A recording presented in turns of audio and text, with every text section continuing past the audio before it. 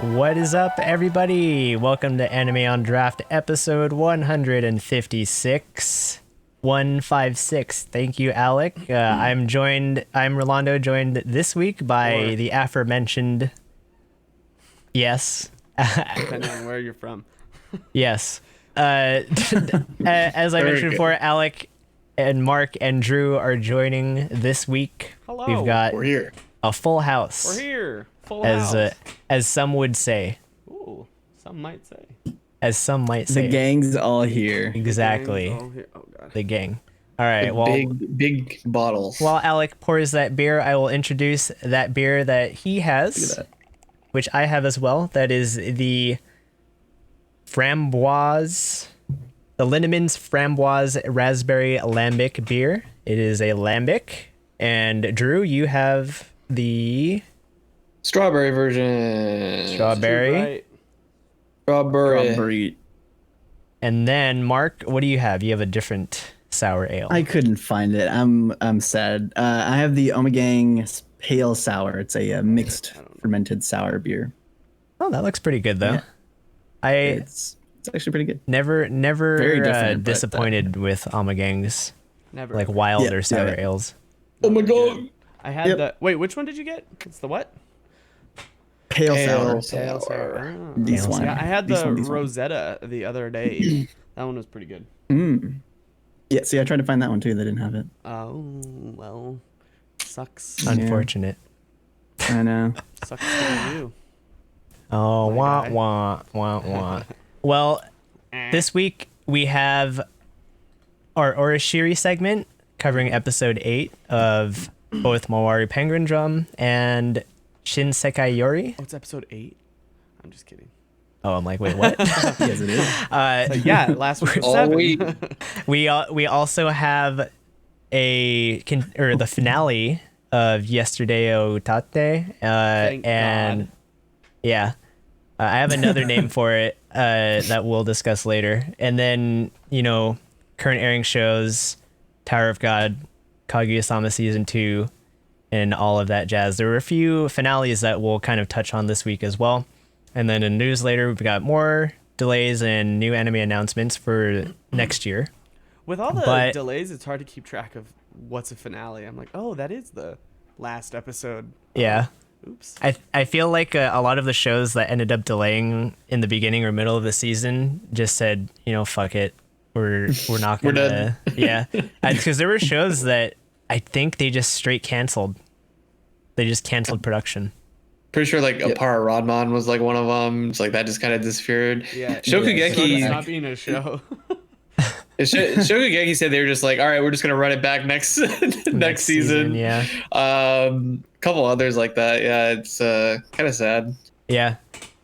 But in any case, it feels like everything's starting to become at least somewhat of a normal, like return to normalcy, at least in Japan. So I think we'll start to get a different, I guess, look in the next season, and then maybe by fall season it'll be back to normal.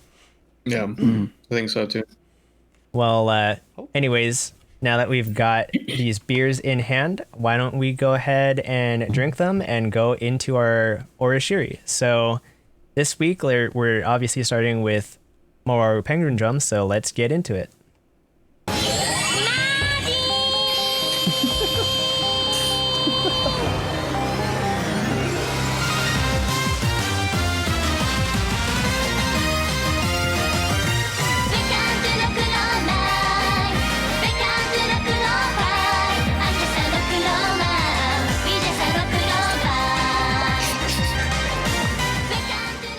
All right, so Mawaru Penguin Drum, episode 8. There was quite a bit that happened this episode, right? Yep. So, Drew, do you want to? You seem to remember more of the show than I do, but do you kind of want to lead the discussion this week? Yeah, let's do it. So we got Ringo and her crazy delusions and fantasies Insanity. and insanity. That's a good way of putting it. Yeah. And I think the important thing to note is how Yuri seems to be like clued into what's going on, because she's almost like one step ahead of her in like everything that she's doing, right? That was a sour face for Rolando. I saw that Yeah. sour Oh, face. It's just sorry. It's just a lot sweeter than I expected it. I did the same thing. I took a drink of mine. I'm like, that is sweet. But anyway, back to Penguin Drum.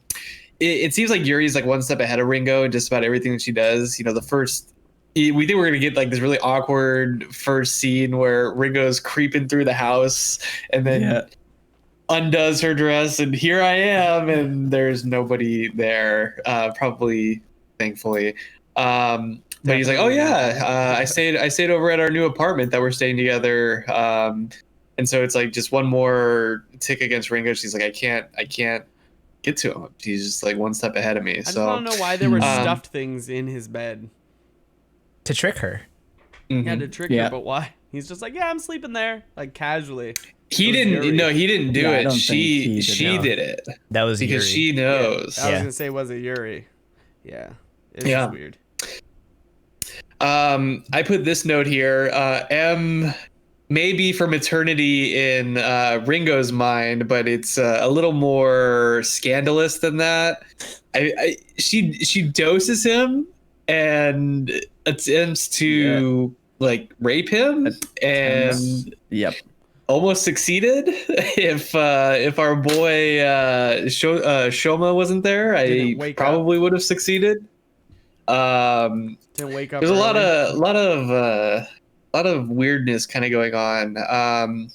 But I think the climax of the episode, I think the most important part to take out of it, and I think Ringo even says it's like, I'm doing this for my family. I want to get my family back, and you know, can Shoma really blame her for doing that? Because he's kind of doing the same thing for Himari to make sure that, you know, she survives. Well, I mean, So- she sees her dad at the aquarium. Yeah, Gift that was shop. her dad, right? Yeah. Yeah. That was her dad that triggered the. Okay. She With lives the a two eels fucked up around life. him.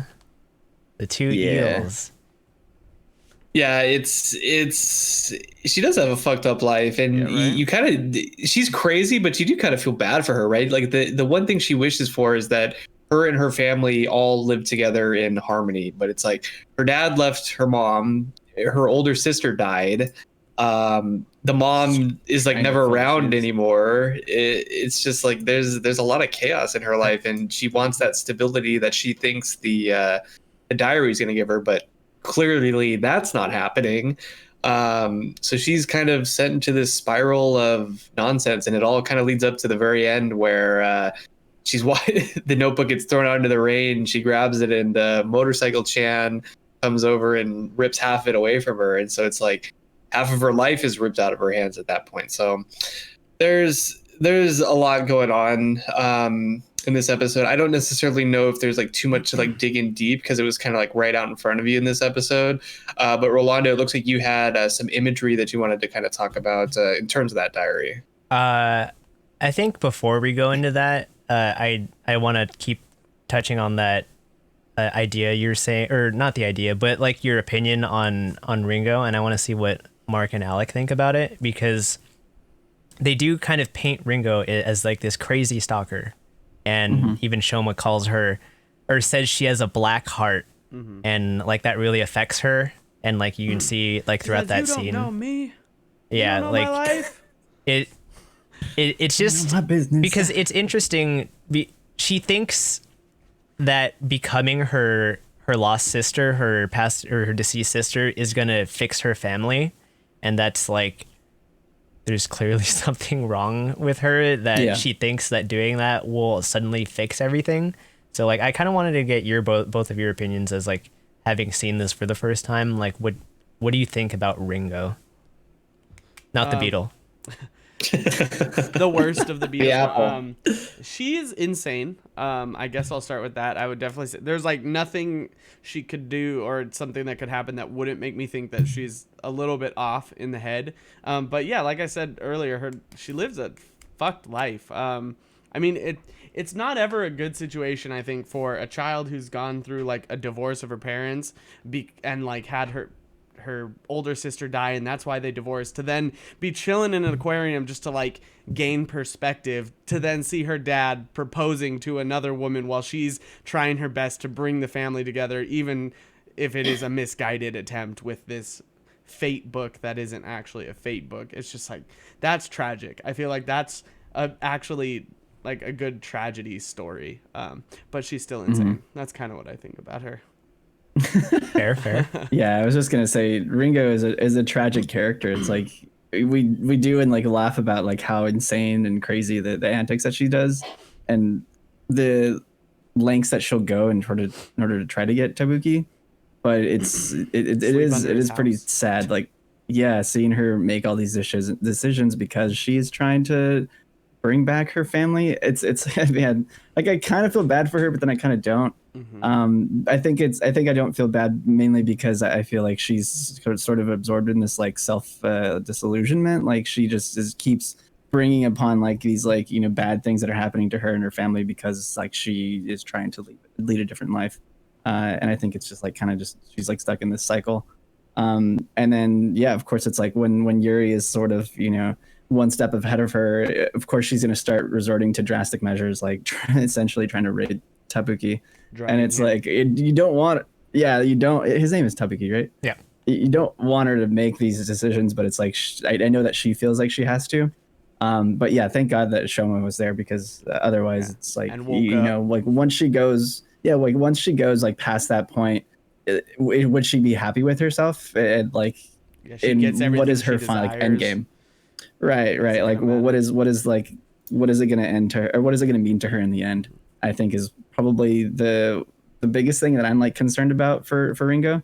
And that's kind of why I feel bad for her. Like, I don't know how she's going to feel once this is all over. Well, another thing I almost really want it like, oh, sorry, go ahead.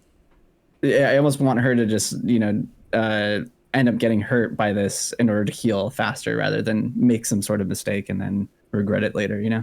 To your point too, the other thing that Shoma says to her that like got to her was the when he said, "You're not thinking of Yuri or Tabuki's feelings," and she really had like this shock moment. So I think you're right. I don't, you know, obviously your speculation is will she regret it, and I think that's with the assumption that yes, she will. And I agree, especially based off that reaction. So Speaking of that, what do you guys think about what she says back to him? She says, do you even really care about Himari's fate? Because it seems like everything you're doing isn't really making her happy. Just you guys are leaving her alone at home, and you're just really just trying to keep this facade of a happy family to not like for her, but for yourself.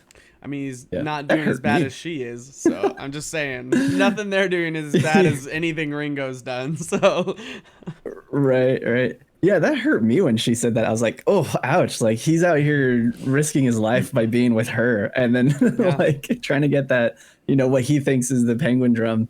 And then, you know, for her to say that, he's like, fuck, that's mean. That was just rude. Do you think there's any truth to that? Because he is hit by it pretty hard.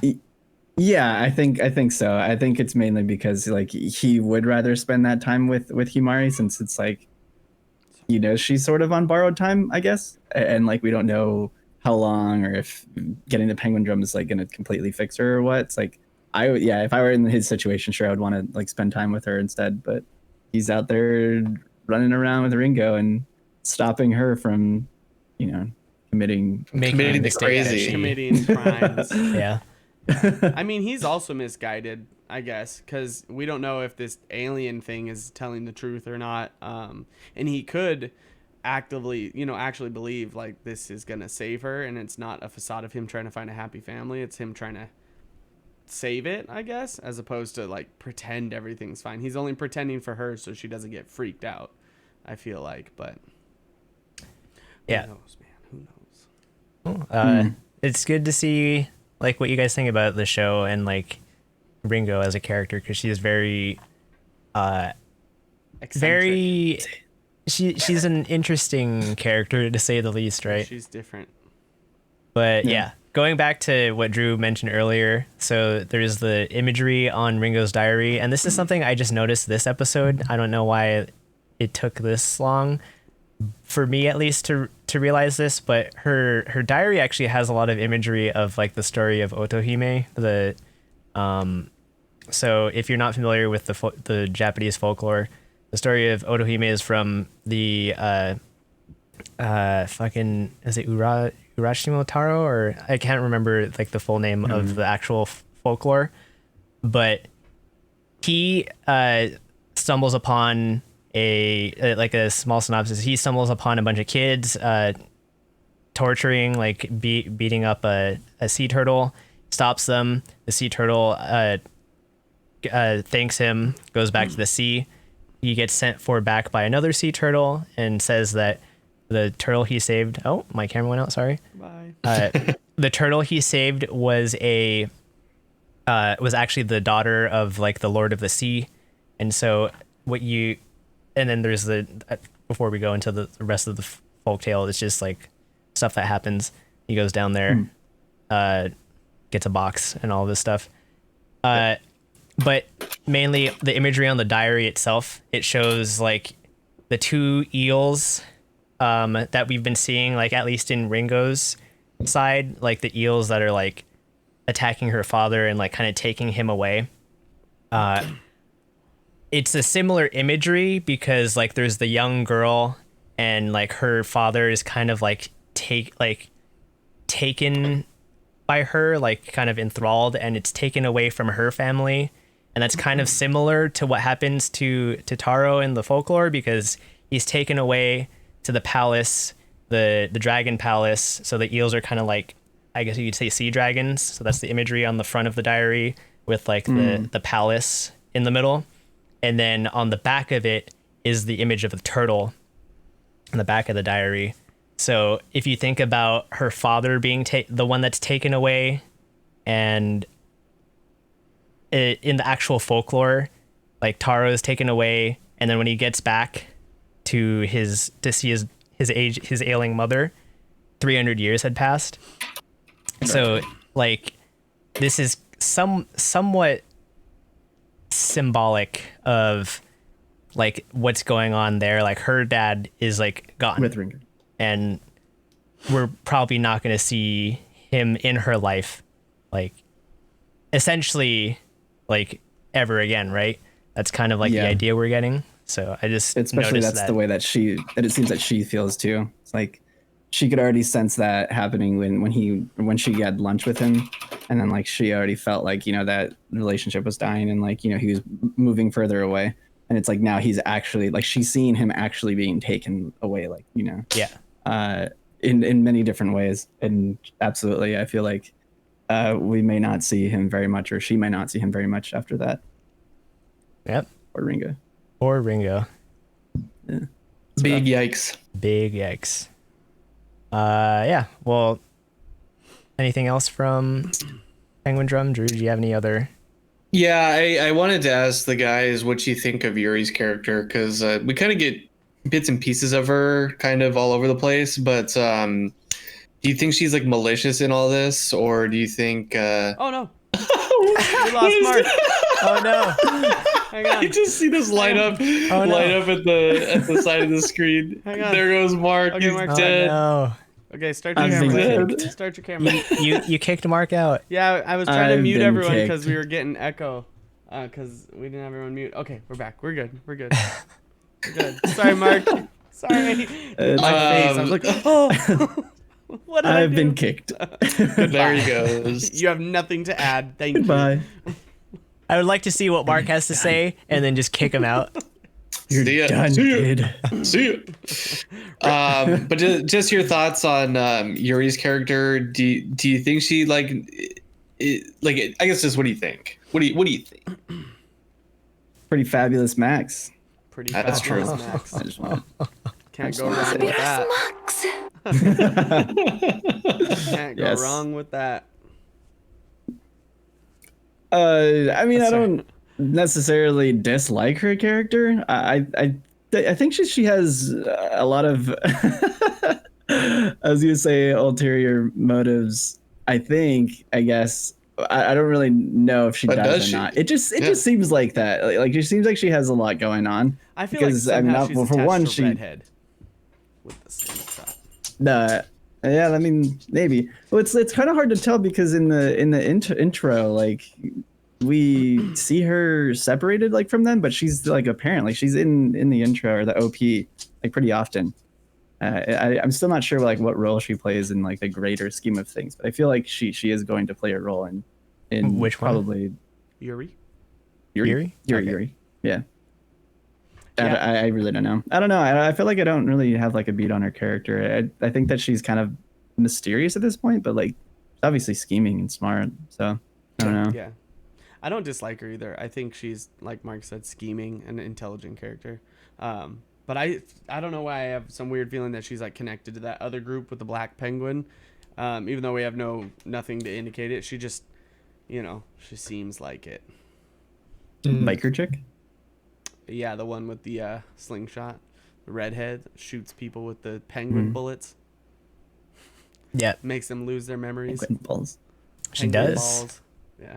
The red penguin balls. Yep. Red You gotta penguin collect. balls. You gotta collect all of them. Collect 9, and Collect then you them all. summon the dragon penguin.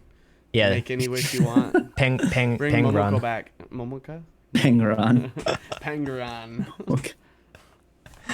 What a penguin hole we just went down. Oh boy. You know what I say to that? Fabulous man. Jesus, Max. All right. Well, Fabulous, Max. I think that's it. We've got for more penguin drum, correct? Yeah. Yep. Yeah. All right. Well, All I guys, I gotta say it's time to go back In time. to Shin Sekai Yori.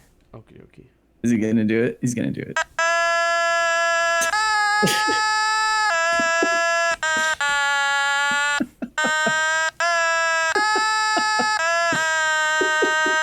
Open the mouth. Oh, open the mouth. Okay.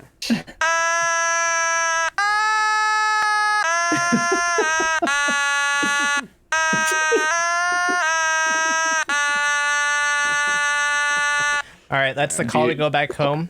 So, why don't we get into Beautiful. our Shin Sekai Yori Beautiful. discussion? Let's- So, there's quite a lot that happened this week, right? In Mark's opinion, unexpected developments. A lot of them.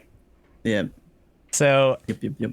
what I guess the first thing to ask with this is what do you guys think about the relationships that have developed after, like, so 2 years have passed since the last arc, and now everyone's kind of like at the peak, the height of their puberty. So like, what do you think about Shun and Satoru's relationship, Maria and Saki's relationship, and then kind of like Mamoru's just stringing along everything? kid. Yeah, Is what is it? Unrequited unrequited love relationship. that Saki so viciously attacks. Yeah, just points Brutal, out. man. This is totally fucking brutal. Yeah, that was pretty rough, man. Damn. How's it feel, you dumb idiot? That's like basically what she Yeah, said. he's like, how does it feel to never have this love ever be reciprocated? Yeah, why don't you go find someone else, you stupid? Should be a real Fucking shame if idiot. somebody stomped on your feelings. He's like, hey, let's go get matching necklaces, and then he just goes, oh. She just looks at him like, yeah, do something. They're just bonobos. That's it. They're just stressed out. They're Stressed just bonobos. bonobos. Yeah, I mean, they are at the height of their puberty, right? Probably really stressed It about would seem everything. like it was a common thing with like the other kids though. That was. I But feel yeah, like it but wasn't they're just stressed them because though. of what happened. Yeah, Well, maybe. I don't think so, because like they think that they fooled the adults. So like in the back of their mind, they're like, "We got it. We pulled one up on these guys." But they We still know have exactly what's going on. knowledge that I'd be freaking out about if I were them. Knowledge. It's almost like they don't care though, and that's like kind of why like I wrote the point. It's like they seem like they know that something is wrong because of the knowledge that they acquired, but they don't like either they can't fight the programming that's in their genetics or they just don't care anymore. And I think Saki and Shun are like the only ones who like kind of realize that, because you can kind of see it, anytime that they're involved with the same sex with whatever one they're with, they like this is weird. There's like he like stares off into the distance and like looks at her. She's like staring off at him. They're like, isn't this how it's supposed to be? So I think that they know that something's wrong, but they don't have like the tools to fight that programming. Or Shun is starting to get them, and because of that, he's got to go to Timeout Land and think about what he's done. Whoa. I think that was separate. Yeah, I think very, very much so. to go at least with what the point you're bringing up, Drew, and like I know, like the idea that like the guys will know the guys better, and then the girls will know the girls better. So that's kind of how like they ended up fitting in with each other in these same-sex relationships. But we've seen even in past episodes that Shun and Saki kind of look at each other in a different way, and then to some extent Satoru is also looking at Saki in a different way. So Yeah. I think more along the lines of maybe like rather than Shun feeling like something is off, is that despite the genetic programming where they have for like this culture of love, he still has these, it seems like he still has these feelings for Saki that like are a longing. And she has the same, despite the fact that they both go back to their own same-sex relationships and kind of confide in both Satoru and Maria in like the same way. I think it was interesting that it was, Satoru and Shun and then Marie and Saki. And it's like these two, one of them has always sort of looked up to the other. Like Satoru's always looked up to Shun and Maria's sort of always looked up to Saki. Like they're both, Saki and Shun are both sort of like seemed like they were like the leaders, they seemed a little bit stronger in their powers. So like that kind of relationship seemed really interesting to me because I'm just going to kind of say like they were sort of like sub-dom. So like the subs were sort of like pushing for this, same-sex relationship, and it seemed more natural to them to want to, form that attachment with each other. But like, like you mentioned, like the longing between Shun and Saki just like kind of always seemed to be there. And I feel like that's probably like one of those reasons why they kept like sort of looking at each other. And I think that was sort of the more interesting thing to me was like that they kept looking at each other throughout like the whole experience. Because of course, yeah, it just seemed like it just seems like, this is like a regular thing. It's natural. There's nothing wrong with it. So Yep. I wasn't really like too shocked about it either. Like it was kind of like took me by surprise, but like I sort of could see this happening just between like relationships within, between like kids of that age, where it's like, if they're free to, be with whoever they want, then it's like, okay, well, like, then they're just going to be with somebody who like relates to them the most. Yeah. Alec, what do you I was think? shocked in that it was like, okay, we bang, and I was like, oh shit, like that happened fast. That's probably what I think. I was like, oh, all right, well, okay, cool. Puberty. Yeah, puberty. Yeah. I don't know. I guess I just kind of don't really have much else to say. I kind of agree. I don't think it was like an unnatural feeling. But it just looks like, like we have written in here, it's like they're just in their programming somehow. And I'm really interested to see what kind of happens next episode. That's what's caught my attention, is like where is Shun going and what's going to happen with the group when she tells them. And then another thing I noticed too, I don't know, maybe I'm remembering wrong, but I remember Satoru being he struggled with his powers when he was younger, and now he's like making the mirror all easy, and Saki, who I thought was better than him at the time, now sucks and like can't make the jar. I think at least in that situation, Saki was more distracted by the relationship Yeah, and like the extreme PDA that they were showing in class, that it ended up making her emotions take over and her power got out of control. Yep. Whereas like if you think about Satoru, he's in a more stable, like I guess mental state at that time, and so given the he's able PDA. to focus on his own power. I want to yeah. know what happened Yeah. when power user guy walked over and there was like that moment. I It think looked like he like froze time or Yeah, something. that's I what don't it know. looked like. Or silenced everything. I don't know. Yeah, silenced and then Yeah. like talked to him or something, or mind melded like a Vulcan. Yeah, I think that goes on to one of these points that are in here is what was in the egg that Satoru had been, Yeah, with or its not, so that creepy-ass Shun eye. had been Yeah. nurturing. It was supposed to be a chick, a It's a little chick. Minashiro. No. Oh, Oh, it was an No. eyeball. It was an eyeball. They have It was eyeballs. the Raven from Goblin Slayer. oh. He made a Raven. rat. Yeah, the eye was there for like 3 minutes straight, right? So He hatched a rat. yeah, so I guess Monster that leads us into like the discussion on Shun. Like what is happening? He's clearly being taken away. Did he know that this was going to happen? Because he seems like in his conversation with Saki that he knows that the adults were never fooled about them losing their powers, and he's been wary about it, even making these charms to protect them from the monster cats. And he specifically had given one to Satoru and then now one to Saki. So what does he know, and is he intentionally pushing them away and like not like, you know, not becoming close with Saki, pushing Satoru away?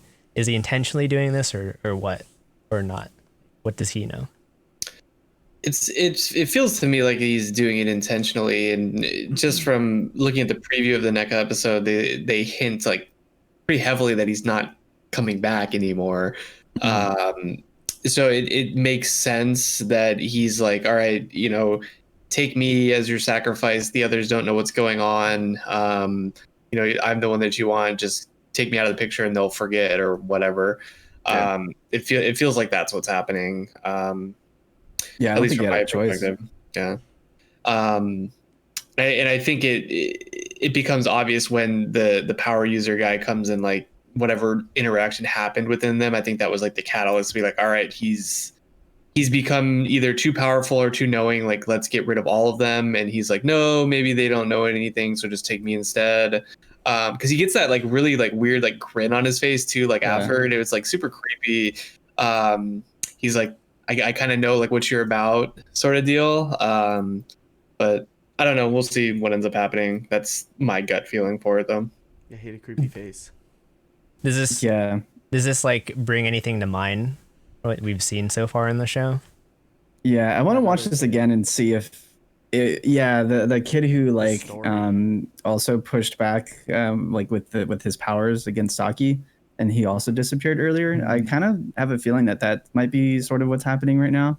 Is that, I don't know, Shun maybe interacted with the super powerful guy in some way, or he like felt some sort of connection with him, and then so I think that super powerful guy probably, I don't know, was either scared or concerned about Shun's power.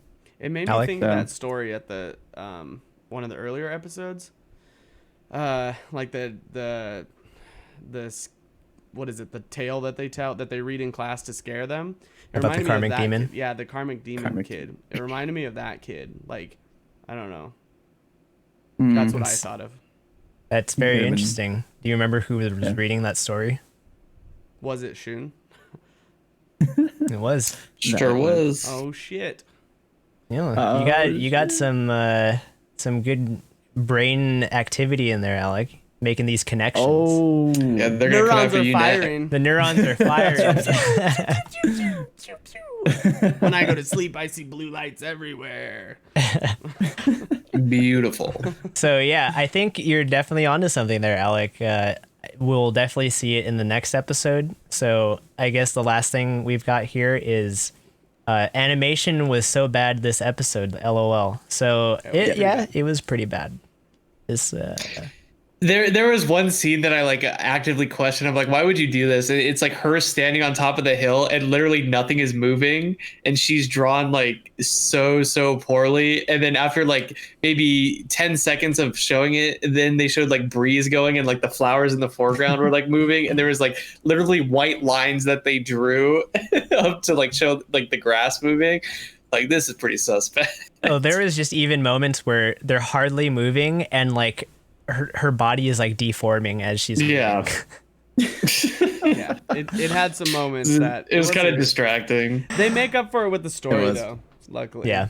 Yeah, the story's good, but if this was a bad show, like it didn't have a good story, and this was going on, this is a maybe like, am I gonna drop this? Luckily, I would luckily love the to see storytelling this, is like good. get remade, reanimated or something.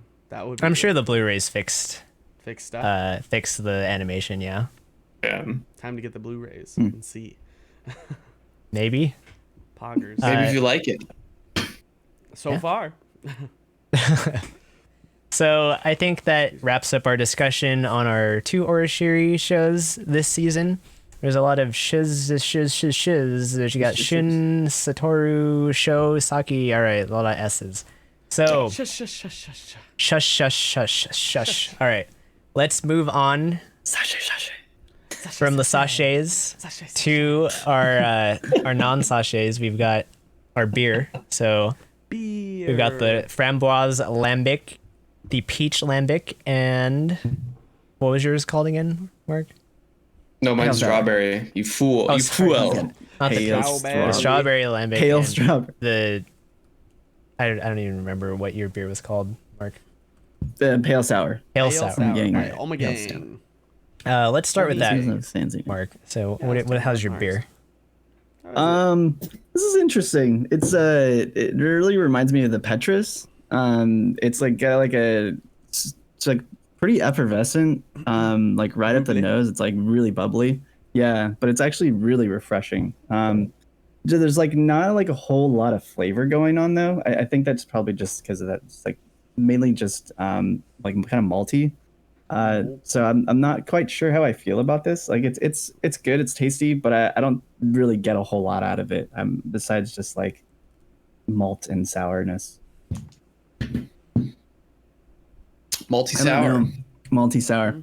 Yeah, it's got like a little bit of sweetness, but I don't think it's enough Is to there any really. lightning? I think it might just be this combination of like the 2 styles. So it says that it's a combination of a fermented sour and a creek, I think. So it's just like really sour. Nice. Yeah, Sounds I don't yummy. know. It's yeah, I love it's sour. like light and bubbly. So that's why it reminds me of the Petrus. I think the Petrus had more of a balanced flavor than this did, even though the Petrus was like super sour. I think that this one just kind of has like a lot going on, but like not a whole lot of flavor. That I'm not quite sure where to gauge this. Yeah, probably not the best Omegang I've had. Not the best. Unfortunately. Oh, okay. So No. there's just something about it that's off in your opinion. Yeah, something about it. I don't know. I'm almost getting like the sort of like band-aidy like aftertaste. After I like let it sit for a little bit, and I don't know. I think you just need to drink this like really quick. Did it warm It's up? like as this is warming up, I feel like it's getting a Put the little bottle back little in your worse. fridge real fast. I might have to. Yeah, I'm not sure how I feel about this one. Okay. Yeah. I'm kind of interested to try it now.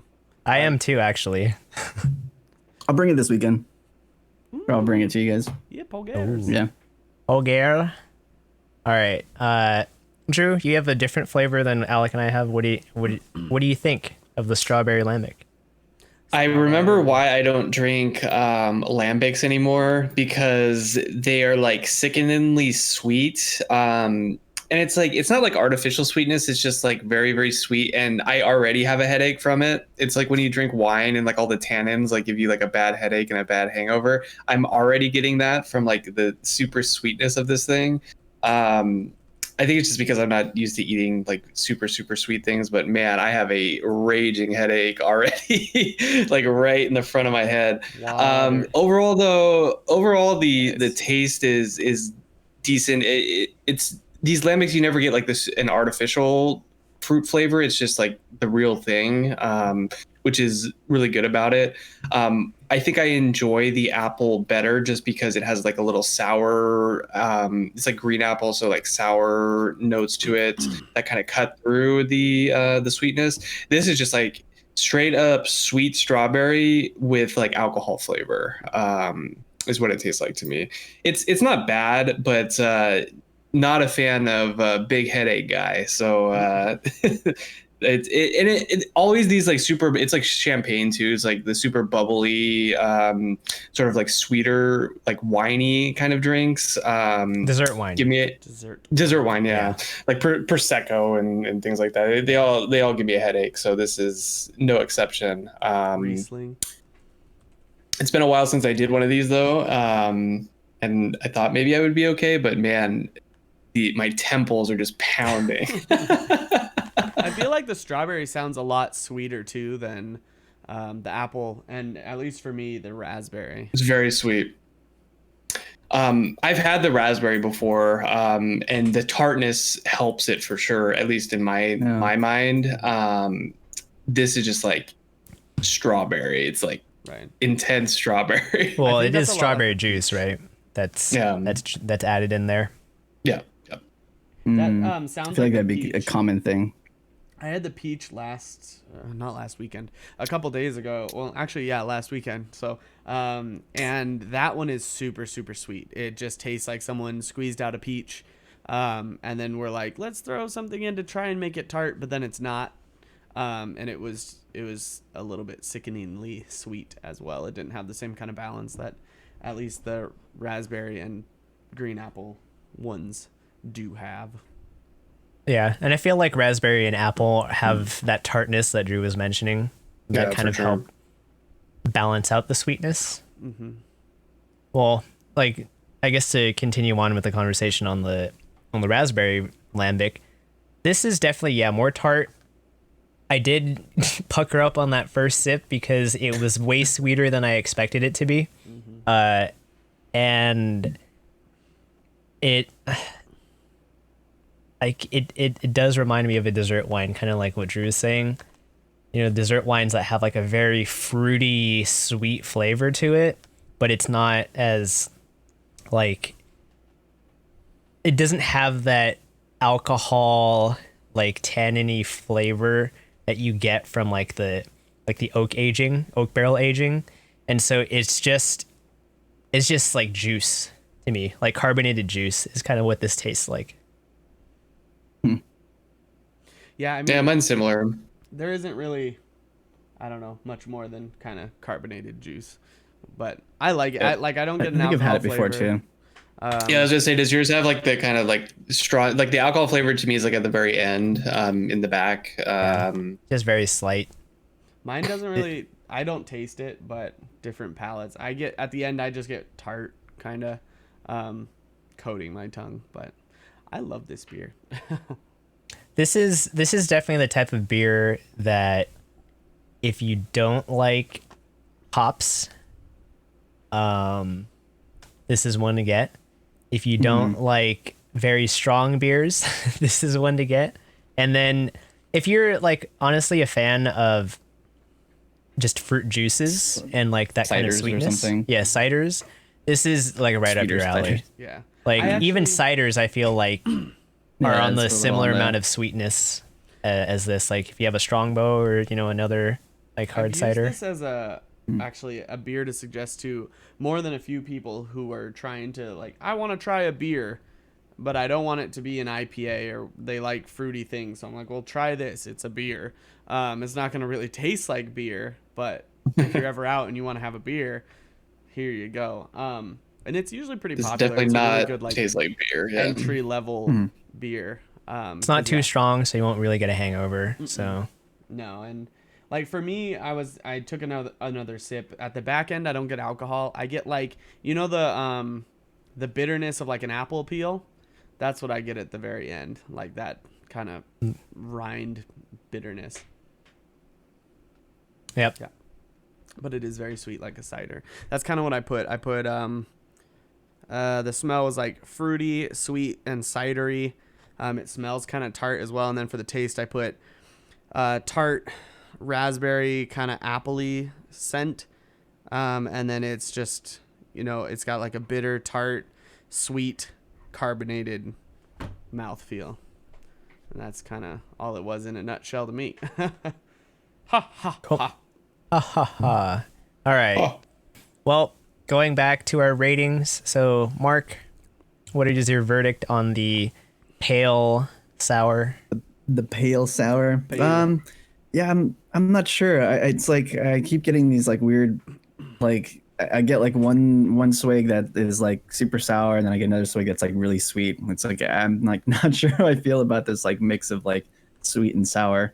And I feel like maybe it's just like a personal thing. You guys may like it. I'll have you guys try it. I'll save some. So yeah, I don't know. I'm gonna probably give it like a 3.25 for me. I don't know. For some reason, it's just not it's not hitting right. You said it's similar Doing to it the for you. Petrus. So what? Yeah. Which Would you Petrus? say it's worse than the Petrus? I would rate it a little bit lower than the Petrus. Yeah. Which Petrus? There's a Petrus, like, what is it called? Like the 12 or something? Is that the one we had on here? You guys had different We- ones because Oh. I know You Drew guys and had I. different ones. Drew and I had the pale Petrus, I think, I think I had that like 10 or something. and Can't remember the number, the naming convention. Anyways, just curious. It was a Petrus aged pale. Mm. Was that the one? No. that's the one I had. That's the one you had. Yeah, the one that tasted, in my opinion, like champagne. Champagne. Yeah, that's right. Let me find the number of it. Hang on. I'm looking Hang at. on. I I'm am looking 18 up older. Mark's beer because he said it was like a mixture of a creek and something. Yeah, Yeah, no, I think it's American. Maybe that's why it's funky. American They just Wild got- Ale is what it said. They poured a creek. They went to outside yeah. and put a like picked creek up creek lambic. water and just poured it in. Beautiful. Yeah. Mix it with a creek. CREEK. No, no, I don't know about. no, no, no, I no. don't know about. K I don't know K R I about E that. K. Yeah, the CREEK. aged pale. Got Yeah, it. the Nice. aged No, pale. Little no, no. creek by a hike. It's like Oh, no. disgusting. Yeah, No. I don't know if they do that. Yeah, it was the Petrus aged pale. Yeah, maybe not as champagne-y as that, but it's definitely sweeter than that. Not as dry, but like the bubbliness is kind of it's up there. I think the sweetness is probably because if it's a creek, it's probably a creek lambic, which is a cherry lambic. Yeah, that's why I'm surprised because it's not red at all. Yeah, doesn't look. It doesn't Red look like it was mixed whatsoever. with a creek. Well, That's why I'm googling it. I'm trying to see if it says, but they don't maybe have it Mark on their website. isn't talking about a KRIEK creek, but a CREK creek, like you said. Yeah, maybe they got it mixed up. They just dropped it in a creek, and then Yeah. we're like, all right, whoops. The brewer's like, There we no, go. wrong creek, dude. Oh no. Oh, no. We Well, met the one we're that gonna made sell it. cherries. We're gonna sell it. Big oopsies. Big oops. It's a mixed culture fermentation mixed in copper vats. So similar to how they brew the creek ages, it's where they brew them in wooden vats, like other sour ales. This is brewed in copper vats. So it's just similar, is what they're saying, but it's not actually Similar, yeah. Okay. Similar, it's a but not It's a the mixture of same. Same, styles. Yeah. but different. Same, but Gotcha. different. Yeah, they brewed Yes, it like yes. a creek, Same, but different. but with very different ingredients. Mm-mm. Yeah, Yes, no cherries. yes, no yes. cherries. Gotcha. All right. Well, Drew, what's your verdict on the strawberry lambic? I can see why people would like this, especially like people who are newer to beer drinking and wanted something like Alec described that was fruitier and easy to drink. However, it is probably not for me just based on the fact that it gives me a headache. And it's a little too sweet. I think I'll stick to my IPAs. I'm more of a fan of that, but it's not bad. I think it would be good with like a dessert, like you had a nice cheesecake or something with this. That'd be really nice. Ice cream. Something, yeah, maybe ice cream. Yeah, depending on the flavor, I think. Chocolate cake. Pie, like a crust. Maybe chocolate cake. Like a Black If a Forest. pie, I would say a Black Forest cake. That would be delicious with cherries and all that Mhm. goodness. the bitter That sounds really good with it. chocolatiness Um, or rich. So there's definitely things that this would be good for. I think just like straight up drinking it though, it's like it falls a little. It's not flat because it's very bubbly, but it falls a little flat for me. Ah, I don't know. I think and cue up the Oz, like the sad Oz, because I think I'm gonna give this like a 2 275.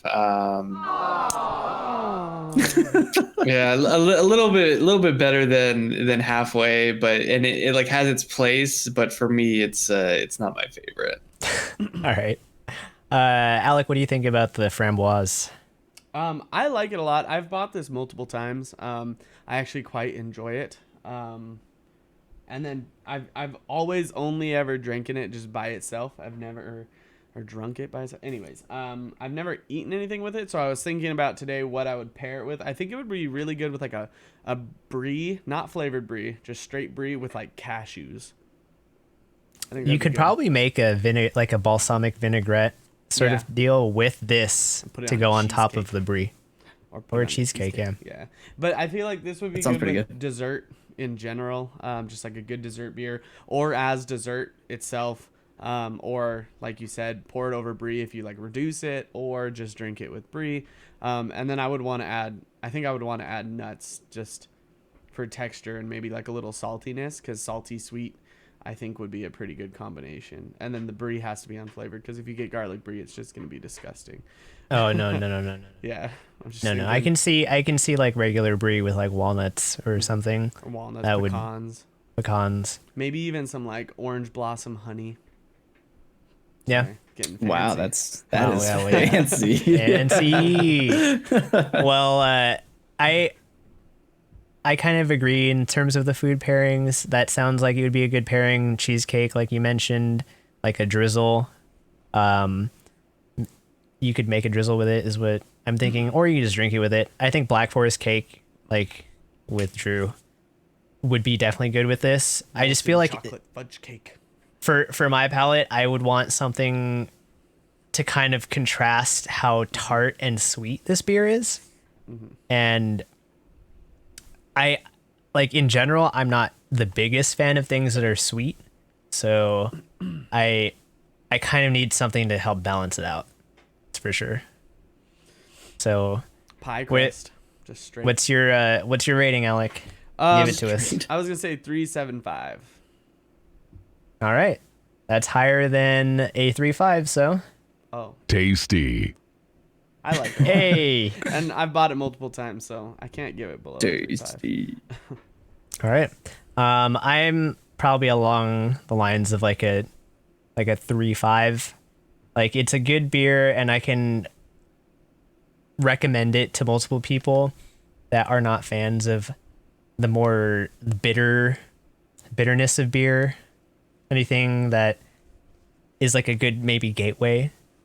I feel like we have a lot of gateway beers that we've that we've thought about, you know. But this is definitely like probably the easiest beer to get into besides maybe the Fruity.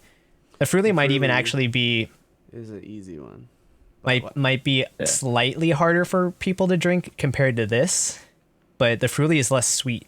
So maybe the Fruity will be better for people that don't like things that are too tart and sour sweet. That one's more like So- a cream soda almost. The Yeah. Fruity. Or like a strawberry milkshake Yeah. flavor.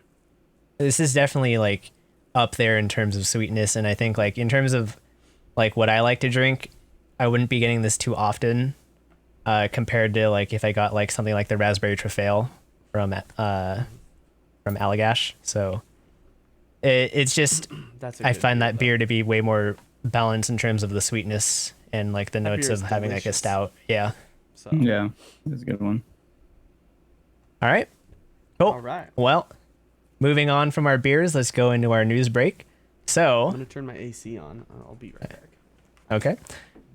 Dying. First bit of news, we have some beer related news. Magic Hat is leaving Vermont. They will be selling their South Burlington brewery to Zero Gravity, but they will still continue to brew in a smaller capacity in their Rochester, New York facility. And this is from Alex Abrami from Burlington Free Press. You guys remember drinking Magic Hat like number 9? Yeah. I Way think back when. I think I've had it like a few times in the past. Yeah, those are like some of the first craft beers that I remember drinking, like being able to buy. Yeah, because they had these very well stocked at bars. So, and like, it was I like would- a distinct flavor at the time too. It was like, oh, like you got to try this because not many other people are like making beers like this. You had this, And then and you had like Delirium, Tremon's Prankster. Like these were like Yeah. the types of crafty beers that were Mm-hmm. kind of like available to you, like Yep. maybe like at least 10 years ago. at least, I mean, remember yeah, when we the were first time I drinking had it. delirium tremens, and I thought it was the greatest thing ever. It's still good. It's still good. But I like was it. like, Good. wow, this is amazing. And then I've had a lot of stuff since then that's better. Yeah. Well, it's interesting to see. I guess it's sad to see them kind of downsize, but yeah, I honestly can't remember the last time I had a beer from Magic Hat. same. It's been a long time. Yeah. Moving on, we've got more COVID delays. So all of the following news will be from Anime News Network. Those will be from Rafael Antonio Pineda, Crystalline Hodgkin, Jennifer Sherman, and Egan Liu. So that's going to cover the rest of our news. First up, for delays, the first Fate Grand Order anime film titled Fate Grand Order the Movie Divine Realm of the Round Table, Camelot. Beautiful. Wow, what a name. Yeah. Beautiful. The movie, the And full-length also feature Lancelot. film. Yeah, the full length feature film. The full-length feature film has been delayed from its Filmed in scheduled 1080p. August 15th opening to a to-be-determined date. So I guess sucks if you were expecting to see that in a couple months. They don't know when I it's kind of coming out wanted yet. to see it. Well, you're going to have to wait. Unfortunate, wait. Mark. You have to wait. Sorry, Mark. Time, man. Pepperonis. Every time you want to do something, they delay it. Every time I want to see a movie and I can't. It's true. Next up, What a shame. Ikebukuro Westgate Park TV anime has been delayed to October 2020. That was scheduled to air this July.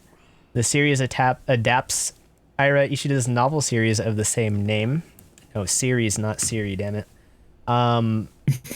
And then finally, in delays, the first Sailor Moon Eternal film has been delayed from its originally scheduled September 11th release to January 8th, 2021. Toei Animation has revealed that the second of the two-part movie project will release February 11th, 2021. So they will be very close to one another, just 1 month apart. Then on to announcements and releases. So Fire Force Season 2 is premiering July 3rd. So if you've been looking forward to the second season of Fire Force, it is coming out in a couple of weeks. Sweet. Yeah. 2.43 Sein Koko Danshi Valebu. That's spelled wrong.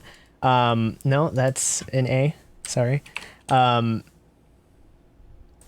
either way, another high school boys volleyball club anime will be premiering January 2021 on the Notamina programming block. So that is the 11 episode series block that is like late night programming that stuff like Psycho-Pass and like Guilty Crown and stuff were on before. Tokyo Revengers manga will be receiving a TV anime in 2021, according to the official website for the series. And then My Next Life as a Villainess, All Routes Lead to Doom has announced a second season is in production for release in 2021. This was announced following their final episode from this season. And then Crunchyroll has announced that its original series, The God of High School, based on the Korean manhwa, will also be receiving an English dub. So we will be receiving a Japanese dub and an English dub. Interesting. At the same time, do you know? Same release? I don't think they mentioned if it's going to be simulcast with the Japanese version. They usually come like a month later. At least that's what we've been seeing. Yeah. Is the Tower of God one? Is that simul? I don't think the dub is. Yeah, so it might be the same schedule. I mean, might be just Yeah. like maybe 1 week. I don't know. I don't know how much control they have over the release of that, because they have to get the white box from the studio, and then that has to Right. get to the dubbing facility, and then the dubbing facility has to record all the lines, edit, mix. So that'll take maybe a week or two. I think God of High School will probably do a little bit better with having like a English like dub fan base than Tower of God would have. Yeah. Tower of God seems kind of complicated, and I feel like people are kind of split on it. I feel like God of High School will have a wider range of people who want to watch it in dubs as well. It More looks way better action-packed. than Tower of God. And It's cool. Mappa. I don't.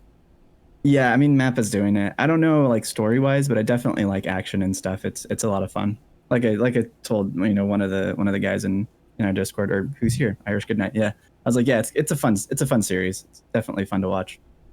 So it'll be good. Cool. Well, last up in our news, we've got 3 stories. Magical Senpai mangaka Azu has announced that the series will end with its 8th compiled volume via their Twitter. They assured fans that the manga wasn't canceled and that it will end on a comedic and happy note rather than an emotional one. And then Crunchyroll has announced that this year's Crunchyroll Expo will be moving to an online format, streaming from September 4th through the 6th. Next year's con is still planned to be a physical event in San Jose from August 8th or 6th through 8th, 2021. And then last piece of news, Studio Ghibli's first feature-length CG film, Earwig and the Witch, based on the novel by Diana Wynne Jones, is they released new visuals for the film, and it looks very Pixar. So you definitely see that Disney influence hitting Ghibli here. And the film is being directed by Goro Miyazaki, son of Hayao Miyazaki. You're frozen. I fixed it. Yes, he's good. I You're see him still now. frozen on mine. It's not frozen on my screen, so I'm gonna redo it again. But Yeah, I'm not sure. Mark- Works Nobody for else me. is frozen. Mark said I was not frozen. And nobody else is I frozen. think but he's good. you. Um, I don't know. so And I can't moving bend on it. to our happy hour. Our rant this week will entail 2 of the shows, one of which just ended and one which is ending in the next episode. So the rant is related to bad female leads and why are they always written? Like, why do they keep writing them? So first show up for this debate, I guess, or rant, is Yesterday o Utate, or as I want to call it, Yesterday o Ubate, because that's essentially like, yeah, please take yesterday from me. Like, I don't want this. This show went downhill really fast just within the last few episodes. Yeah, the ending felt rushed to anybody. Yeah, it didn't make sense. All of a sudden, they're like full into like this relationship, and then they're like, you know what, we're just friends. And then he just goes headstrong into Haru. Yeah, I laughed at it. I like was kind of unsure like what was happening at the moment. But then when she like started crying, I was like, oh, this is done. Couple things people were saying that they went on dates in the manga that show that they don't work more than we get. So it just kind of goes like they're not together, they're dating, they're breaking up, as opposed to like they're not together, they decide to date, there's another date, and then they're dating, and then they break up. But I guess those dates in between that we didn't get kind of show that they suck. Well, yeah, it was stated in the episode that they had been dating for 3 months, and it was like, what? I don't know. Yeah. But it's like, What are you talking about? Well, in either case, Shinako is like one of the worst female leads to have in a show, and she needs help. Like she is not capable of being in a romantic relationship. She doesn't just have the capacity to, like, I guess, relate to another person on that kind of level right now. She's clearly still has issues relating to her high school crush. I think the thing that like aggravates me so much about Shinako is that early on we couldn't really tell that she was going to be so indecisive and just so annoying, like as annoying as she was.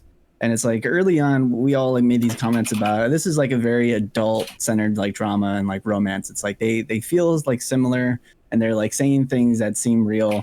And then it sort of like devolves into like Shinako's indecisiveness, where like we as like viewers and like being, you know, older, like anime watching age, get really annoyed at that because it seems like so high school.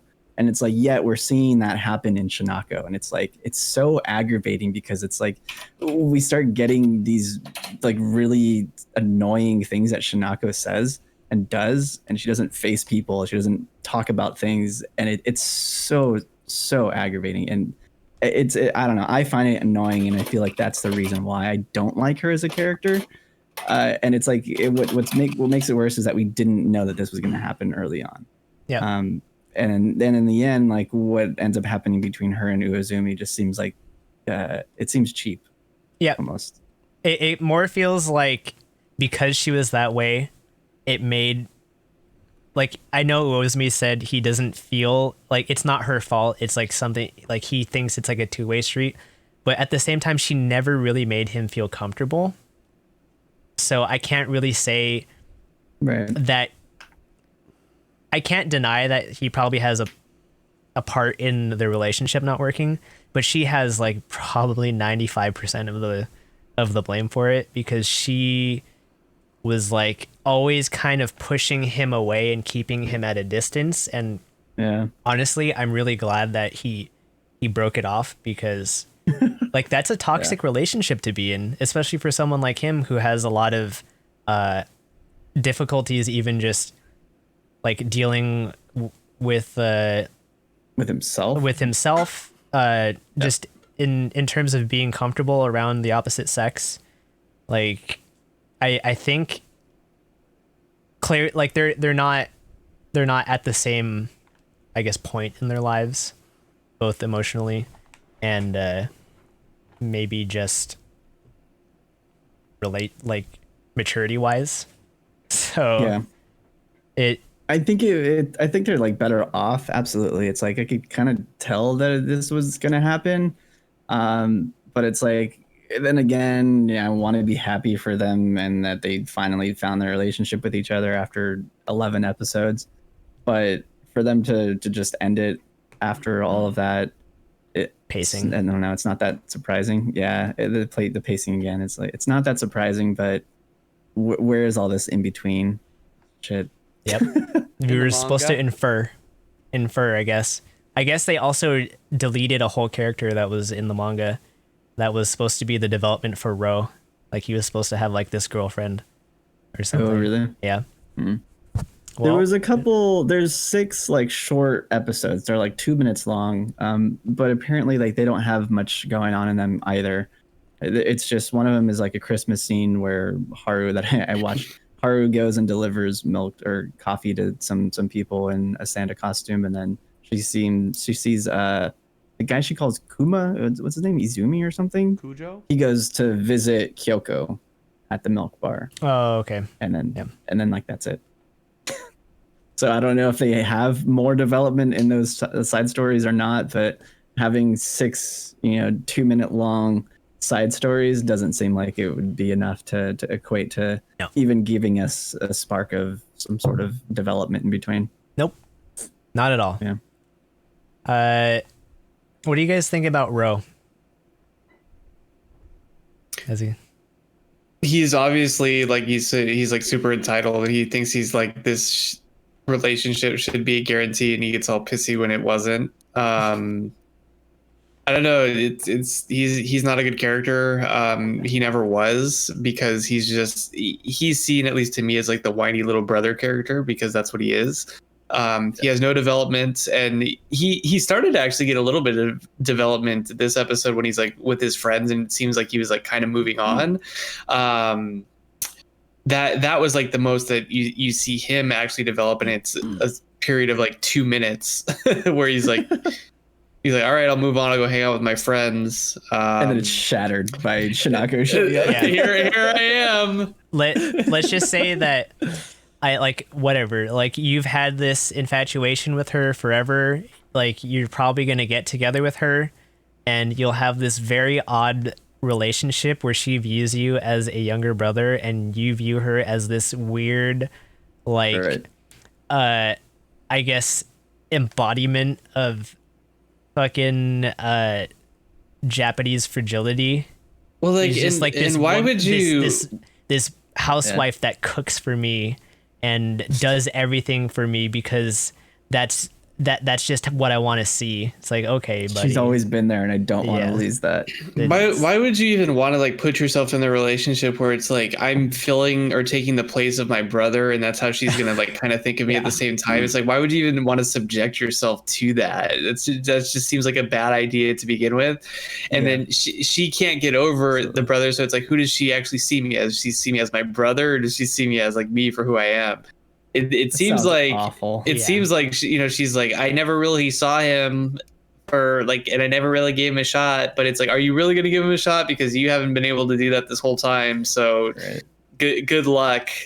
Well, she is about at the same emotional level as him and emotional or just maturity in general as him. So like, you know what? Maybe it will work out like a high school relationship. Yeah. I was gonna say though about, because like I know you guys like talked about the pacing of this last episode and stuff. I actually like the pacing. I felt that it was fine, and I actually liked the ending. It does seem abrupt, but that's like kind of what the whole show has been about. It's like people rushing into doing things, and that's like kind of how it ended up. But the interaction between Haru and Rikuo is like, he said like pretty much exactly how I was thinking about in my head, like what he should say to her. And it ended up being like sweet and heartfelt. And he's like, I kind of came to this realization that relationship was toxic, and I've seen you this whole time. And now that I actually think about it, it's like, this is what a relationship or love is supposed to be about. And it kind of wraps it up in a nice, neat bow. And it's like, they're off. So I was okay with it.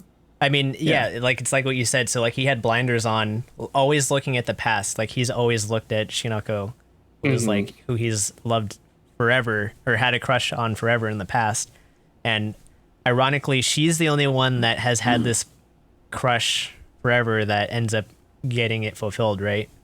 So I mean, it's good because Rikuo is honestly the only character that gets development in this whole show. And despite how things kind of turned out, I'm actually glad that he was able to kind of overcome all of this toxicity and then get with Haru. Yeah. So I mean, that's probably the highlight for me.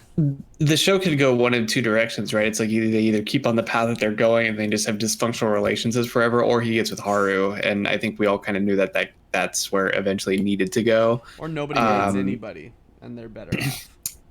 No, I think the way we got there was kind of crazy. It was like too much in terms of Shinako and her bullshit, and not enough of like Haru and her like goodness. Because like she has the good traits that you're looking for this whole time, and it's just like, go pick that one. That's the right choice. And he keeps not doing it. But for him to like finally come and realize, it was like, he's having the conversation with Shinako on the bench. I was like, thank you. It took you this long to kind of like figure that out. But then once he does, he's like quick to make a decision to move on. And I'm okay with that. I get what you're saying. Like it can feel kind of rushed, but it's like, I think Shinako even kind of says it.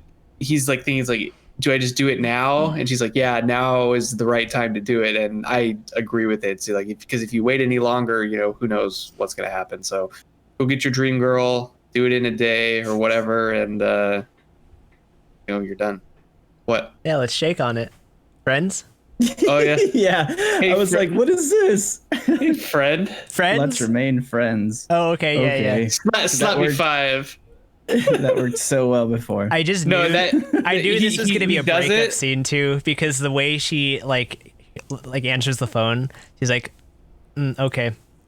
It's like she could tell she knew that it was the breakup call. Oh god. Yeah, I mean, I like the ending too. I like the cutesy side of Haru and Rikuo. I agree with it. I think that was fine. I didn't really see any problems with that part of it. I think it was just like a lot of the build up there. It just seemed so unnecessary. Well, I think the hardest part about this show is that there's so many good characters, and like the three, like not even like the three, like I guess the two major characters in Shinako and Ro are just like so bad that Unbearable. you're just like, God, if this show didn't have them, it would be so much better. What I hate every read, character. what I I'm read was sorry. something like she not like apparently there's like stuff that's missing, and I think they ended it probably at the right spot. But I guess the way the manga ended was on a cliffhanger where like Shinako was waiting for Ro to come back to Tokyo or something like that. It was like some weird thing. I was like, what? Why would they just like cares add an about extra them? shit on like past like the whole Haru and Rikuo thing, and then just why do we care about these two characters that suck, and then you end it on a cliffhanger? The show is secretly about them. It's not about Riku. It's not about Riku at all. It's about Ro and his dumbass family, and God. Shinako, awful. super dumbass. Why can't we just have an anime that's about the fucking side characters in this show? I They're just all want the an anime best. I about want to know what Ginger Yoko- Piano Girl. That's really the only character I liked in this entire show. That's all I want. What about Ginger Milk Piano. Hall, dude? The ginger. Yeah, the But red she piano. got a happy Kyoko-san. ending. She got a She happy, got a happy ending. ending. Then Thank God. like Shinako's Justice. friend, the teacher, she's a good person. The Rikuo's two friends are the husband and wife. They're like good people. The why couldn't douchey you just force a photographer. Yeah, like he was still a better character than Shinako and Ro. But that's in not my hard opinion. to do. Yeah, that's not hard. That's a He stood for his convictions. Low which bar is, to- And got out quick. He was yeah. like, He was like, I'm outta getting here." out of here. This, Get this, me this, out, this yeah. show's is a train wreck. The show is a train wreck. I'm done with this. I'm done show. with this. So meta. Oh man. All right. Well, moving on from yesterday, 4 let's out go. of 10. Let's go in. Okay, 4 out of 10. Let's give it a 4 out of rating. 10. What do you guys? Alex said 4 out of 10. Mark. I give it like a 6.5. Okay. Drew. I give it a 7 because it's the type of show that I think we want, and it was almost there. It just needed a little bit more help. Yeah, a lot. Yeah, that's coulda- fair. coulda- I'll give coulda- it a 7. Coulda No, elevated no. it. I'm giving it a 6. I can't. 4. I just can't forgive the last third of the, or not third, the last quarter of the show. Just these last 3 episodes and how like funky the pacing was, and then just the characters, the way, not really Rikuo and Haru, but just the way that Shinako and everyone and Ro and stuff were acting. It's just like I can't. No, like I like 40% of the show. That's why I gave it a 4. There were like 4 all right, episodes. fair enough. Yeah. So moving on, second part of our rant of bad female leads, Tower of God. Rachel sucks. And spoilers, by the way. And spoilers. for Spoilers. sure. If Yeah. Mark, I know you said to watch this, and now I know why you said to watch it, because Yeah. it just made me mad. Yeah, I've been waiting for this episode, and I feel like a lot of people who read the manhwa have been waiting for this episode for anime only viewers to watch, because it hits you kind of sort of out of nowhere. You sort of see it coming, I guess. Because Rachel sucks. But I wanted to get your opinion on what went down. I knew this would Alec, happen. did you watch it? Uh-huh. Yeah, I knew this would you, happen. you knew this would happen. I The I push. 100% didn't Remember we were believe talking that about it, this Mark? character That's was a what good we were character. She's already done it once. There's no reason for me to believe that she's all of a sudden rehabilitated because she's got this crippledness that wasn't real. Like what? Yeah. What, like as soon as people said, "Oh wait, she didn't have such a grave injury in the manhwa," I'm like, "That's because she's faking it for sure." Yeah, what a bee, man. Yeah, what a conniving bee. It's pretty I crazy. don't like I mean, this it character kind of. ever. I just don't like Yeah. her at all. She's not a likable character. She's just, like you feel bad for Bam that he wants to be with this character, with this woman for so long, and like he's willing to give up everything in order to be with her. And it's so frustrating that she just could care less. Mhm. And then she just turns around and fucking backstabs him. And it's She trained brutal. him essentially to be this way, and she has no qualms with just discarding him because it makes it easier for her to use him if he acts this way. Yeah. And the fact that Yeah, she has it's- zero it's- remorse, it just makes her like one of the worst ever characters just ever. I'm glad you agree on that. Yeah, she's absolutely terrible. And if we get a second season, you'll see more of why, like, you know, you start hating her more and more. But I mean, just off of this one act, it's super crazy because, like I said, Bam is willing to give up everything to be with her and to like want to help her succeed and achieve her dream. But that's not even good enough for her. Like, she could care less. It's Yep. fucking frustrating. She wasn't going to be able to climb the tower unless this thing happened, and she uses Bam, knowing that he's an irregular, to do this. Yep. Yeah. Which I think I meant to look it up earlier, and I don't know if they're both irregulars or not.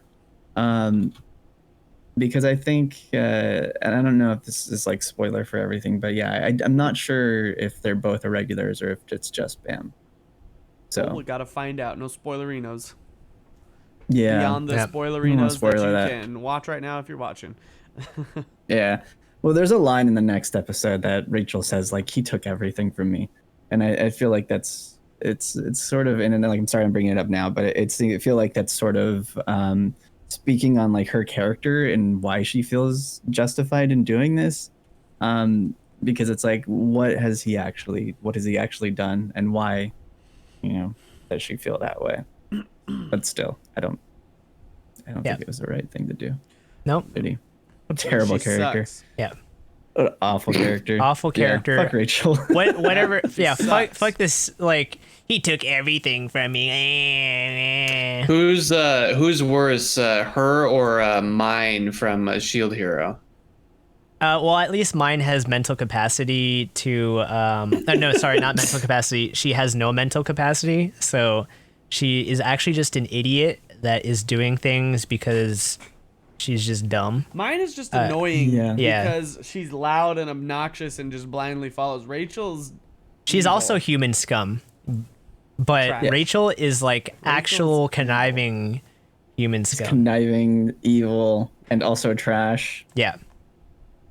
Yeah. These two can go like burn. Go into the trash. They can Yeah, go to into- special hell just Yeah. for them. No, go into literal hell, as the Hebrews know it, is just like a fucking burning trash pile. So, yeah, I just have no, I guess, attachment to nothing. Rachel. Yeah. I have always thought of her as a really bad character, and I honestly don't know why I'm watching this show anymore, because I already like somewhat don't like Bam. I definitely hate Rachel and have for a while. Yeah. So like Yeah. it's honestly the other characters that I'm interested in watching. Like I think Yuri's a cool character and Dorsey's a good Oh, yeah. character. Anak still annoys me. Kun I think is a good character. He's a well-written character, like Yeah. throughout the whole series. And I think some of the things that what I would mention last week is like some of the things that were missing from the anime were like these really small interactions between characters, like between Bam, like why you like enjoy him as a character. It's like he had a whole training session with Dorsey, and like she starts like flirting with him, and like is obviously like she's like attracted to him and is like, okay, well, you know, if you pass this test, I'll let you go on a date with me. And it's like some of these like small lines like that are like, okay, like what? Like how does that make any sense? But okay. And then Kun has interactions with Bam, and then Rock as well. And it's sort of like you start missing out on like these little interactions that sort of build up Bam's character, and why everybody is like, you know, so willing to join his group and like be friends with him. And I feel like we've missed a lot of that in the anime, and it's kind of unfortunate. Yeah, it just But, honestly yeah. feels like he's that character that's supposed to change the tower and kind of everything around it. Yeah. And I everyone feel like we that didn't really get follows that. him sees this, but we don't see Mhm. that. I just It's assumed just something he's Yeah. that for- guy, and Yeah. I just let it be what it is. That's kind of how Yeah. I went about it. Yeah. So like I was telling Alec, I would say watch the next episode. It'll come out on Wednesday. Watch the next episode and then read the webtoon. It's a lot better. it's definitely really, really good. I would highly recommend it. The next season, which in the webtoon will start at like chapter 75, I think, is like when the push happens. So if you get to that point, Push. start at chapter 75 and then read from there. Or It's should I just definitely read worth it. 275 to get all that context? Oh, you could do that, yeah, absolutely. I would suggest doing it because, yeah, like I said, there's a lot of stuff that you kind of miss, and there's like some exposition stuff that is important to story later on, that I kind of miss out on in the anime. So, if you want to, if you're feeling willing to do that, do it. I would say just start from chapter 1. Cool. Give it a shot. Well, See. Yeah. I think that ends our rant on bad female leads, right? Covered 2 shows with that. Not bad, not bad. Yeah.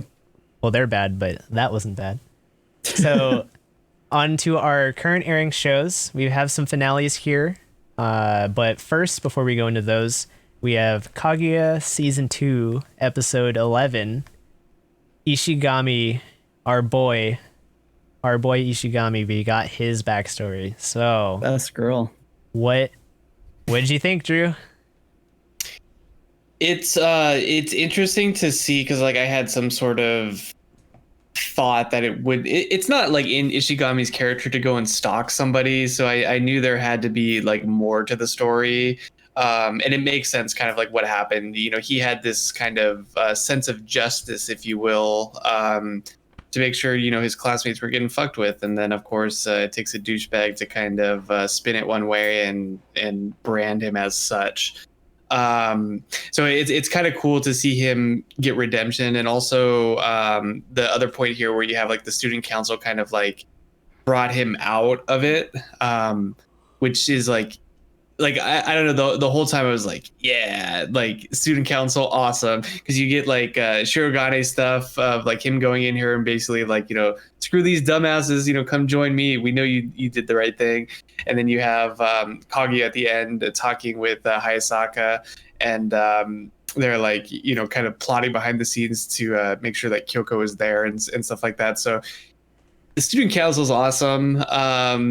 Even though may think that they got some lewd thoughts on the mind and crazy stuff goes down in that room, they do a lot of good too. So it was kind of cool to see Ishigami's character a little bit more fleshed out. Definitely agree with you. I think he is like an awesome character. And it's just cool to learn more about all these characters, to get a little bit more, because so much of the time we concentrate on Shirogane and Kaguya, so it's kind of when we get new characters, it's always fun to see. So Yeah, he sticks to his guns. He just couldn't force himself to write that apology letter. And it's just so it just makes sense, like the type of person he is. He has like this very strong sense of like justice, I guess you could say. And it's funny because at least in like the most recent chapters of the manga, they've kind of been, I don't know if this is intentional, but they've kind of been tying in some of the backstory we don't know about, that you see, because he's like, wait, why did he still make it past high school or junior high into the high school? Like there's stuff that happens that we find out in the recent chapters that are pretty relevant to the story, and it's kind of cool how they're like tying those two together. But the main thing, like we got Ishigami here, we had been seeing the whole cheer squad from his perspective this whole time until this episode where now we see everyone's faces. that was also cool. That was like a super good decision. Was it like that in the manga? I assume it was like that as well, like very similar direction with like the no faces or whatever. It's been a while since so. I read that, but I think it was. I think so. I think a lot of the other characters didn't have faces. I don't remember if Tsubame Senpai didn't or not. I think She interacted with him did. more in the manga, so she, I think for sure, definitely had a face. Yeah, that would have been really weird. Yeah. Yeah, because I thought the whole time it was kind of like a weird art decision, because it's like the animation is so good in the show, and for them to like consciously like not draw the faces, and then I'm thinking about it's like, oh, Ishigami doesn't see them as people, and then you kind of get like what actually happened, and it's like very good direction, I think. So it totally makes sense, especially when you get the whole like what was going on in his mind and stuff. So to kind of see that, and then like all of a sudden like it appears, I was like, oh, that was neat. Like Yeah. I don't often say like that's neat, like for something that happens, but I was like, that's pretty neat. Like good That's job. pretty neat, guy.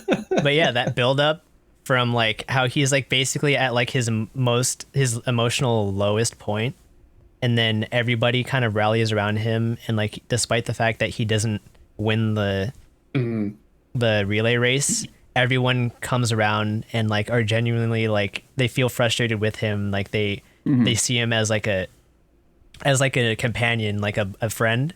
They don't blame him, or Yeah. he's been, in the past he's been blamed for all this crap. And it's Yeah. like, and he sees kind of the world like everybody's out to get me, but I think it's like that aha moment when everyone like rallies around him, like realizes like maybe normies are okay. Yeah. I'm still gonna do my own thing, but maybe doing some of this stuff every once in a while is like pretty okay. So I think this is the point where you'll now see Ishigami kind of like just he's now more out of his shell. That this was kind of like that barrier that's been keeping him like and everybody else like separated. He's been keeping people at distance. Yeah. Like basically the only person he was ever really like somewhat close to was Shirogane, and like you could see in this episode why. But yeah, what do you think about Kyoko though?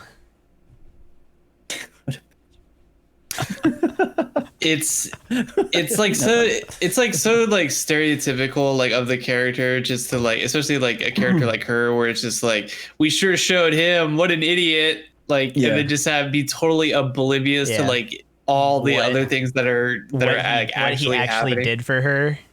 Yeah, and I'm like good with it that she doesn't know, because she doesn't deserve to Yeah. know. What he did was like so selfless and like totally 100% for her, and she just doesn't even realize it, doesn't even get Doesn't it, even and deserve it. she doesn't deserve it, because Yeah. what's gonna happen if she learns like, oh my god, I was I'm so sorry, but it still doesn't make up for the fact that you treated him like shit, all the way up until this point.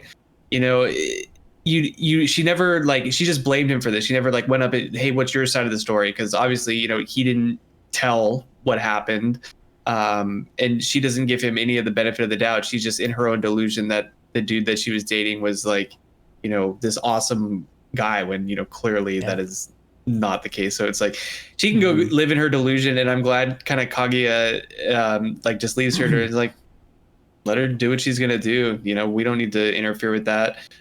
We got what we needed out of that interaction or whatever, and Ishigami gets to grow as a character, which he deserves, where she can go be blissfully ignorant of Maybe she'll find that guy again. That's Yeah. why she came. That's why she came to the festival, trying to find him. yeah. I want to go to Oh. the festival. Although I can't wait to read this next chapter, because I think she's supposed to find out everything. Nice. Polgares.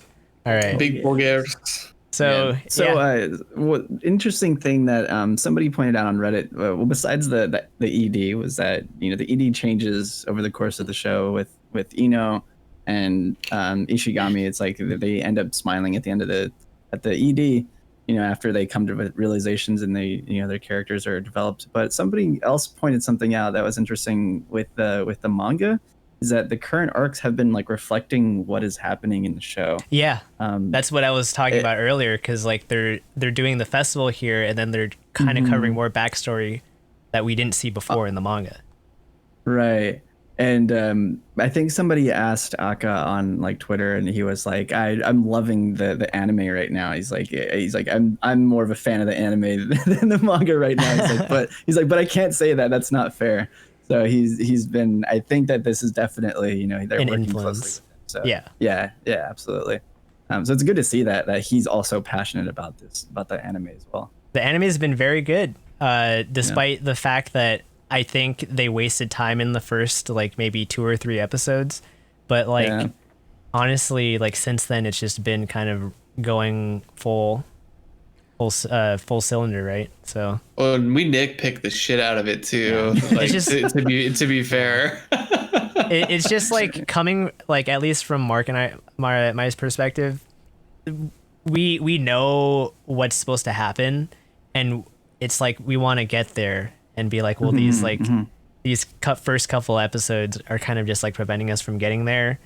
But like, honestly, we also have high expectations for the show as well. It's like after we all love the first season, it's like we want the second season to be just as, if not better than the first season. It's of course we're gonna nitpick the shit out of it. Yeah, but I mean, luckily that's just like the first couple, and like since then it's been just honestly very good.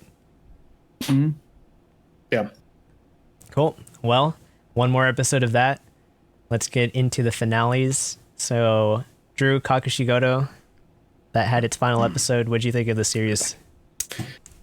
We've said it before, but it's just like very charming. I think, I don't know. I really liked how it ended because it kind of wrapped everything up in a nice bow. We knew what was going to happen, right? We knew that, he wasn't dead or wasn't gone. But something happened. So something happened, and it was going to take a comedic spin, and we're going to kind of get this happily ever after, which is essentially what we did.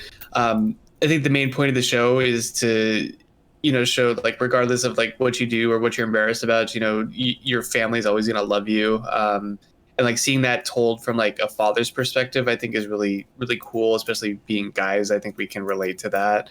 Not that we have kids, but potentially in the future you can see like, the love that he has for his daughter, and like trying to protect the smile, all that good, cheesy shit. And like he's still trying to find the mom and that kind of.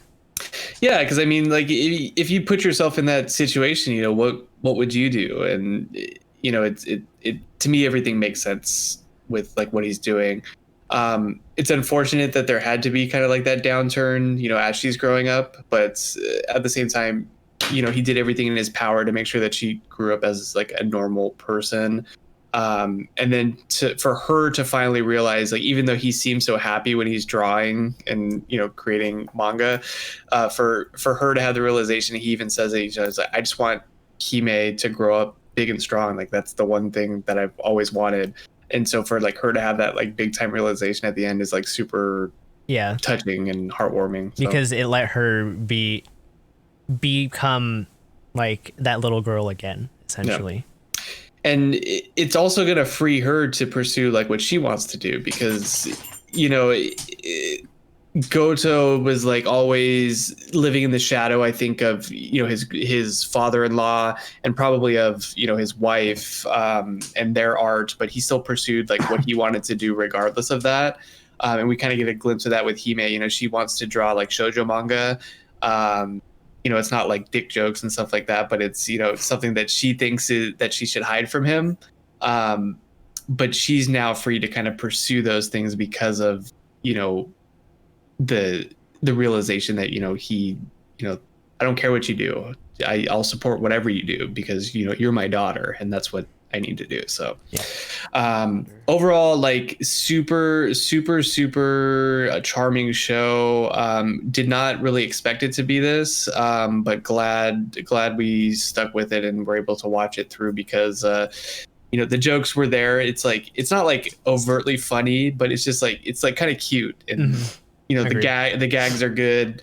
The characters are all very good, except for the damn editor. He's super Tawari. That's what he's supposed to be. Trash, even in the present. Gosh. But yeah, really enjoyed the show. It was kind of a pleasant surprise of this season for sure for me. What do you rate it? Ooh, 8.5. Really? Yeah. I think I'm around there too. I think it's a very good show. It's touching. It kind of gives you that same feeling that Sweetness and Lightning and Usagi Drop give you. The anime. I've heard what happens at the end of Usagi Drop, but you never read it? No. Yeah. Leave it that way. No, I'm gonna leave it that way because I did enjoy the anime, but like don't. It's similar to like what you get in terms of those shows. Usagi Drop is probably the closer. They're both single dads with their daughters. It's just in terms of like the emotional, I guess, uh, parody. I don't know what to say for it. Like they're similar in that type of like it evokes like these emotions of like, you know, this paternal love, and it's very cute, and I enjoyed it too. So yeah, I'll give 8.5. I think it was good. Nice. It's like almost a 9 for me too. It's like really close. Yeah. Very good. Nice. I do plan to watch this show. I was trying to watch it yesterday, and then for some reason the site was down, so it wasn't able to load some of the first episodes. Rip. So I didn't, and then I tried to watch it again, and it was still down. So I might just have to try to find it somewhere else. But I On the do want to watch seas. the show. Cool. It's good. I think you'll like it, Mark. It's don't go into it like thinking you're gonna have to like think a lot about something. It's kind of one that you can turn your brain off to kind of watch. Kind of what I need right now. And the gags and the jokes, they're not like super funny, but they're like just charming. It's charming. That I think that's like the best way to describe it. It's like it's not hilarious. It's not like super serious. It's just like kind of somewhere in the middle, and it's just good feels, good all around Yeah. feels. That was another one. So the manga writer actually also tweeted about this show, and he said that with the manga airing, he was like, I almost don't want to like finish the manga right now because the anime just finished it so like adequately. They finished it really well. Honestly, He's supposed to finish it. Like Yeah, it's he was already like, I announced have to to be finish it. He's like, ending. Yeah, he was like, it just seems like the anime just got the ending so correct. He's like, I don't even know what to do. I know that's probably what he's gonna do. Like sometimes that's just Maybe. that's just what happens. I mean, the way that it ended was I didn't need anything more. Like No. it was all questions answered. They wrapped it up in a nice, neat bow and said, "Here you go." And I'm like, I'm good with it. Yeah. Let's That's nice. move on to the next one. Yeah. That's how I felt for Usagi Drop, I guess. And then it's like, And oh then well, they there's decided more. to ruin it afterwards. And then I wish I didn't know that there was more. Oops. Oh. Big oops. All Yeah, right. I want to finish the series. I will. Yeah, highly I think you'll recommend. like it. So, Namio Kitekure, that finished in its last episode, they kind of finished it in a way to make you think, is there going to be more? Yeah. So I don't know. I want more. I loved this show. This was one of the surprise shows for the season. I mean, like I knew it was going to be funny and entertaining. And after watching the first couple episodes, I was like 100% sold on the show. It was hilarious throughout. I loved it. I was able to, see some things that I was familiar with and like get laughs out of, like, the visual effect, like the audio effects, and like being in a radio station. I definitely was able to connect with that stuff. So I just got like a huge kick out of the show. I thought it was really well done. The comedic timing was perfect. I really did not expect the last episode to be like that. And I actually like bust up into laughing, and I had to pause after the earthquake hit because I was like, holy shit, she is so fucked right now because she has to go read the Yeah. script. And I was like, where's the script at? Like, she's Yeah. gonna have to, she has to read do the all thing. of They this stuff. hands her the book. Oh man. Yeah, because that's like one of the first things that you're taught. It's like you in an emergency situation, you can't stay off the air. Like that's your job, and you have to start You're reading supposed from to emergency protocols. Give those, yeah. And I was like, oh man, she is so aft right now. but I loved it. Like I thought they did a really good job of like approaching it in like a funny way, because that's just her character, but like still approaching it as like this is a necessity. Like we need like radio to survive because of emergency This kind of stuff. emergency situations.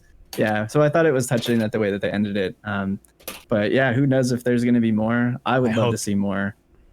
It's just really funny with that whole earthquake situation where like everything's shaking, but like at first you're like the show is so surreal that you just think this Yeah. is like this isn't real. That was Like another- it's not that was it's another not an bit. earthquake happening, because you're just like, oh, like this is just her like internal feelings of like rage coming up as she's reading this idea that one of the users posted, because the way she's reading it, she's like, oh, you're just like trying to like trap me or something and like do this kind of thing. And so it felt like it, and then like the Terrible water idea. bottle falls off and she catches it and it's like, wait, is there an Yeah. earthquake going on like right now? And then this show is Yeah. just so well done. It really was. It really was. I thought it was another bit at first too. I Yeah. was like, what is happening?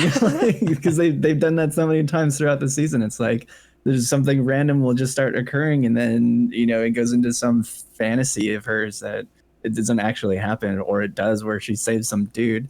Like, I thought that was actually a joke, but it turns out that actually happened. Yeah. So yeah, they keep flipping the script on it. And so yeah, I thought it was really well done. Yeah, Yeah. I agree. So, Um, what do you yeah, think there's- about this whole Tachibana situation? I wasn't expecting that either. When she gave the recommendation to Minare, I was like, well, that was kind of weird. Like, that was actually like a really that was an on point thing to say. That made a lot of sense. But I did not expect her to be, what is it, Yeah. snarky or snokey, The snaky, whatever. snarky Joker or whatever. I was just like, wait, she's behind that, and that's the one that I was wondering why they were even like having Minari listen to this, but it's like, oh, like they're Yeah. tying it in. Like, Mm-hmm. it's just so fucking weird. But I feel bad for her because it's like, first of all, she has that overbearing older brother, and then second Yeah. of all, she's got that fucking ditz of a dude that's like clearly got his eyes for Minare, but she's like, oh, you're always so nice to me, but I know the reason why, and it's just so hurtful. Yeah, I know. I felt so bad, man. I felt so bad for her. It's like Ugh. this guy is so clueless that Yeah. she just like doesn't have a chance, and it's so frustrating. Because even the sister is like, dude, you're an idiot. Idiot, Like, yeah. what are you doing? Go find this woman who's out in like 3 a.m. Like, don't know where she is. Like, go out there and look for her. Like, goddamn. Oh man, yeah. The show, dude. I feel bad for her. But I don't know. Hopefully, I don't know if there will be more. Hopefully, we get some sort of closure for her. I feel really bad. Yeah. Well, I'm hopeful it's gonna get a continuation. So, what rating would you give this first season? Let's call it a first season. First season, yeah. Hopefully more. I don't know. I'm probably gonna give this like a, I don't know. I kind of want to give it a 9 just because I loved it so much. But yeah, I'm gonna say a 9. Man, I really like the show. Yeah, I'm with you there. I was thinking 9. It's honestly, yeah, one of the sleepers of the season. I totally agree. And Yeah, maybe it's was just not because expecting it we to be both so. have kind of a background that kind of relates to it, so it just kind of resonates. I don't know if Alec, you kept up with the show or not. I was waiting for it to finish, and then I was just gonna watch it all. Well, I would highly recommend finishing it. Drew, Yeah. I don't know if you ever plan on watching it, but it's Probably it's not. really good. I'm glad This you guys seems like enjoyed a- it so much.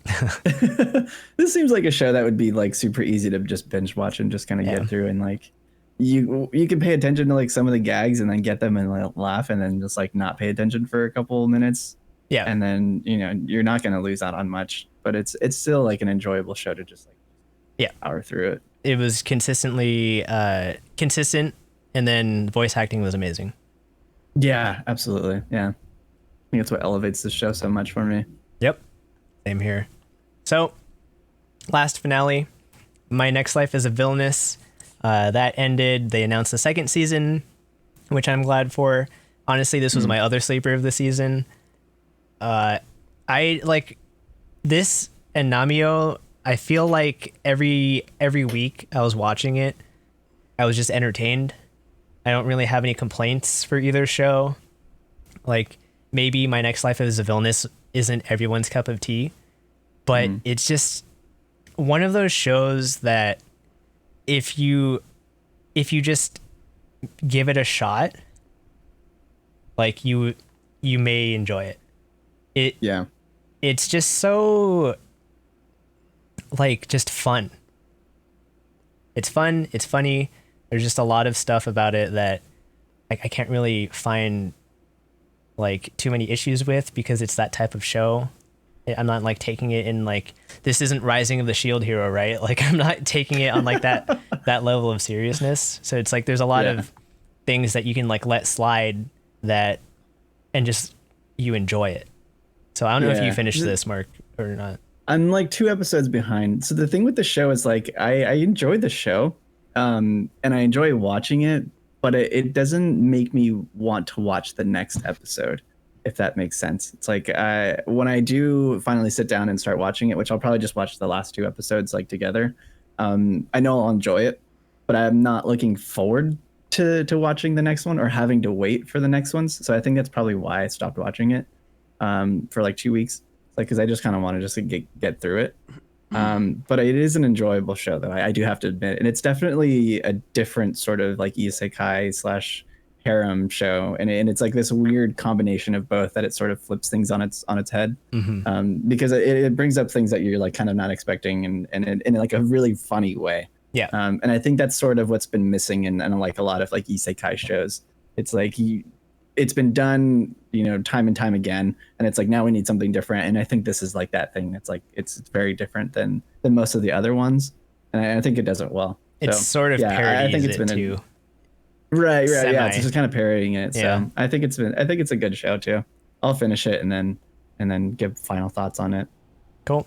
Well, I'll quickly give my final thoughts. If you enjoy, I guess, the isekai genre, if you enjoy, I guess, fantasy harem genre, doesn't matter if it's like harem or reverse harem.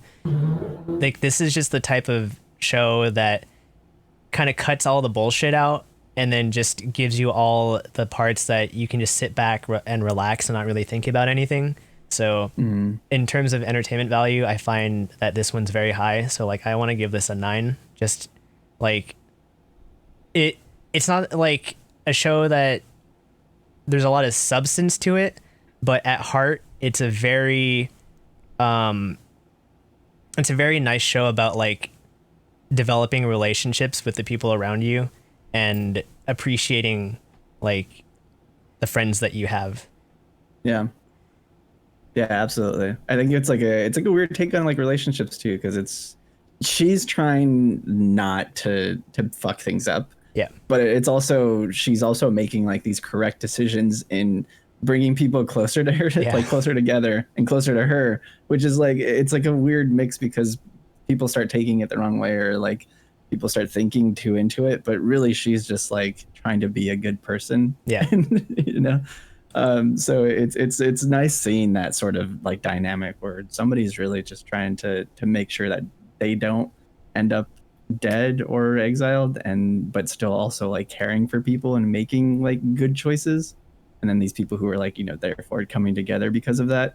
So it's a weird dynamic that's been going on. Yeah. Yeah. If you need a feel good show, watch this one. All right. So last on our slate, Clannad, we have been rewatching this show 2 episodes a week. This last week we did episodes 15 and 16. So if you would like to join us, we do this every Thursday, 7 p.m. Pacific time. You can join our Discord. That is animeondraft.com/Discord and get the link to watch with us. So this week we've got the stories kind of moving in a different way. It's back kind of more Nagisa focused. Obviously Kyo and Ryo are interfering with shit, and then there's like the basketball game. So there. Yeah, it became a sports anime. Alec, you missed it this week. I watched it. You watched it. Yeah, I went back and watched it. Yeah. It became a sports anime. Yeah, What I do you- like this episode because of that. What do you think of the show, Alex? Since you're the first time. It's the same first time you've thing watched it. I think I've been saying I liked it more because it was a sports anime, and then I went back to just it being kind of the same old shit to me, at least. I don't know. I wasn't too enticed by anything, except some of the gags were pretty funny, I guess, and then the sports was chill. It did feel like a sports anime. I thought he was gonna come out with some epic throw when he's practicing. He's like, "Oh, my shoulder." I thought he was gonna like plus ultra and shoot and hit a 3. Sky But he ended up just. Yeah. He just like, choke it. Choke And he it. went, pew. Just chucked it. Yeah, that just would have gone over, but all right, that's fine. Yeah, That's why it's a wasn't he sports anime. shooting granny shots the whole time? That would have made sense. You no? don't want to look like an old grandma, dude. Yeah. That's right. Sometimes you just gotta do it. You gotta suck it up. No, and, no. and make yourself look bad to win the points. Can't Yeah, he can't in- lift his arm in up, sports. man. Come on. Yeah, past his shoulder. No, that's not how it works. My arm don't work, man. Mom, It didn't work too Mom. good. Mom, no work. Boomhauer. All right. Well, what do you guys think, or Alec? What do you think about Kyo and Ryo? What are they trying to do? Why do they keep grabbing Tomiya's attention? Which one's Kyo and Rio? The twins. Yeah. They want to have un threesome. Oh. That's what you I say, don't huh? know. The younger one has got a crush on Reno, and the older one's trying to wingman. Okay. Yeah. Yeah. Good observation. What about Tomio's the one that wants to become the student council president?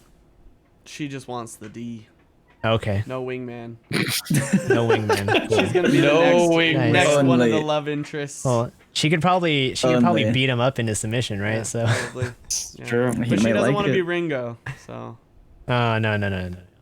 no, she wants consent. All right. Well, we're still. Alec, who is your favorite so Yeah. far? Favorite female in this show? Not Nagisa.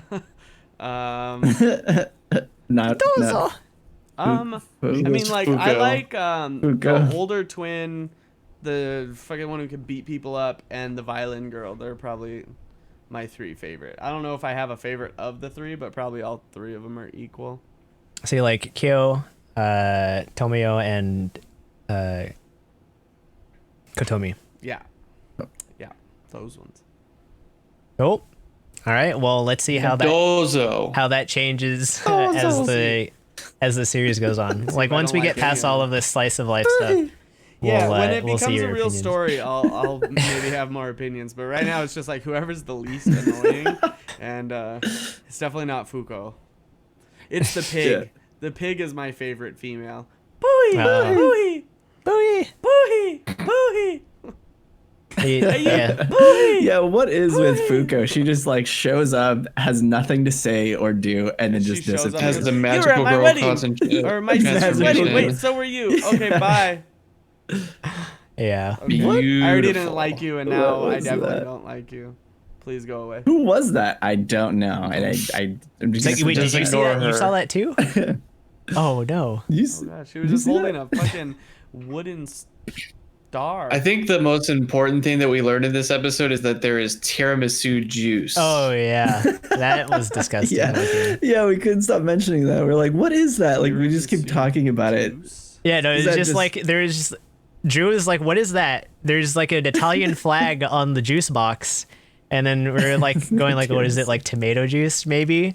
And then I read it and it said tiramisu in Japanese. I'm like, oh, it says tiramisu. So You're it like, was oh. coffee chocolate juice. Well, I was thinking it could be like an iced coffee with like, like cinnamon sweetened coffee. Yeah. or something. just- But It's just like it, Who knows? Pureed. Who knows what it At is? her white socks. That's fine. She's annoying too. yeah. There will be pain. I was like, shut the Did fuck you, up. Alec? At least did you notice as an Angel Beats watcher? Didn't the one girl from the choir club look like the lead singer for Girls Dead Monster in Angel Beats? I don't. It's been so long. The girl that played guitar. Girls All right. Dead Monster. Googling. Not Googling. Lisa's character, but the The original. red-haired one. Yeah. Yeah, she does look like her. I Well, just didn't remember that character until right now. I gotta Yeah. go rewatch that. Until right this second. right this right second. this Huh? second. you know, He's gonna rewatch rewatch that? it right now. I'm good. Not right now. I Just don't think I want to eventually. rewatch that I think at I all. need to remember some more Right shows. now. All right. Well, Don't be a if you want to join little us wuss, Mark. for our Clannad rewatch, we're watching episodes 17 and 18 this Thursday, the 25th? Thursday, 25th of June, 7 p.m. Pacific time. Please join our Discord, animeondraft.com/discord for more details. So I think that wraps things up. So for our closing, I think next week we should do summer previews, right? Since Yep. shows will just kind of be Yep. ending from this next week, and then we can kind of talk about what we want to do for a 3-episode rule, and Yeah. if anything even looks good enough to cover. We already Well, have I think two. there's also the following weekend, which will be like the whole weekend of anime conventions. So I think we can, we should meet up before then. And we'll probably discuss it on next week's episode about what we'll cover. Yeah, Talk about. The next. that's the 3 or 4 cons that are going on online at the same time. Yeah. Yep. All All right. Well, once again, we are Anime on Draft.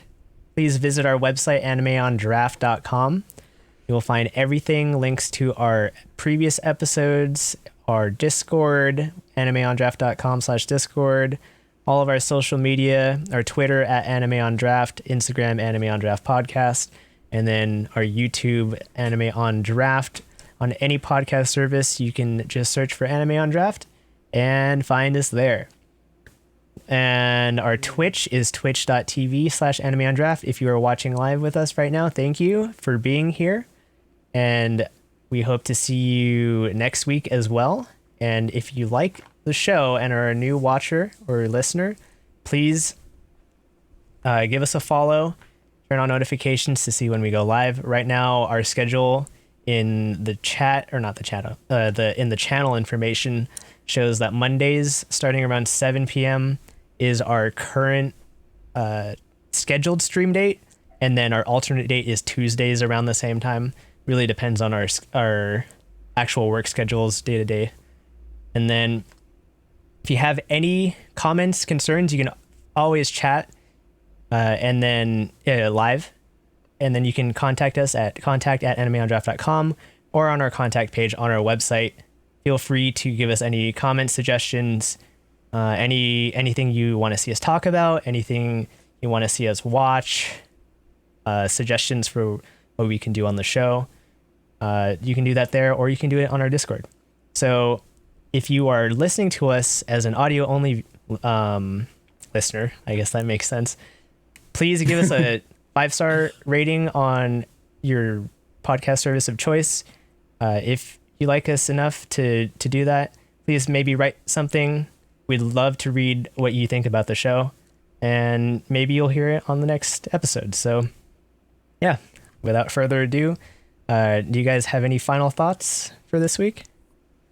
No. I don't think did everybody say Fabulous Max? Fabulous Max. This is Beans inside. All right. This is Beans. This is Beans.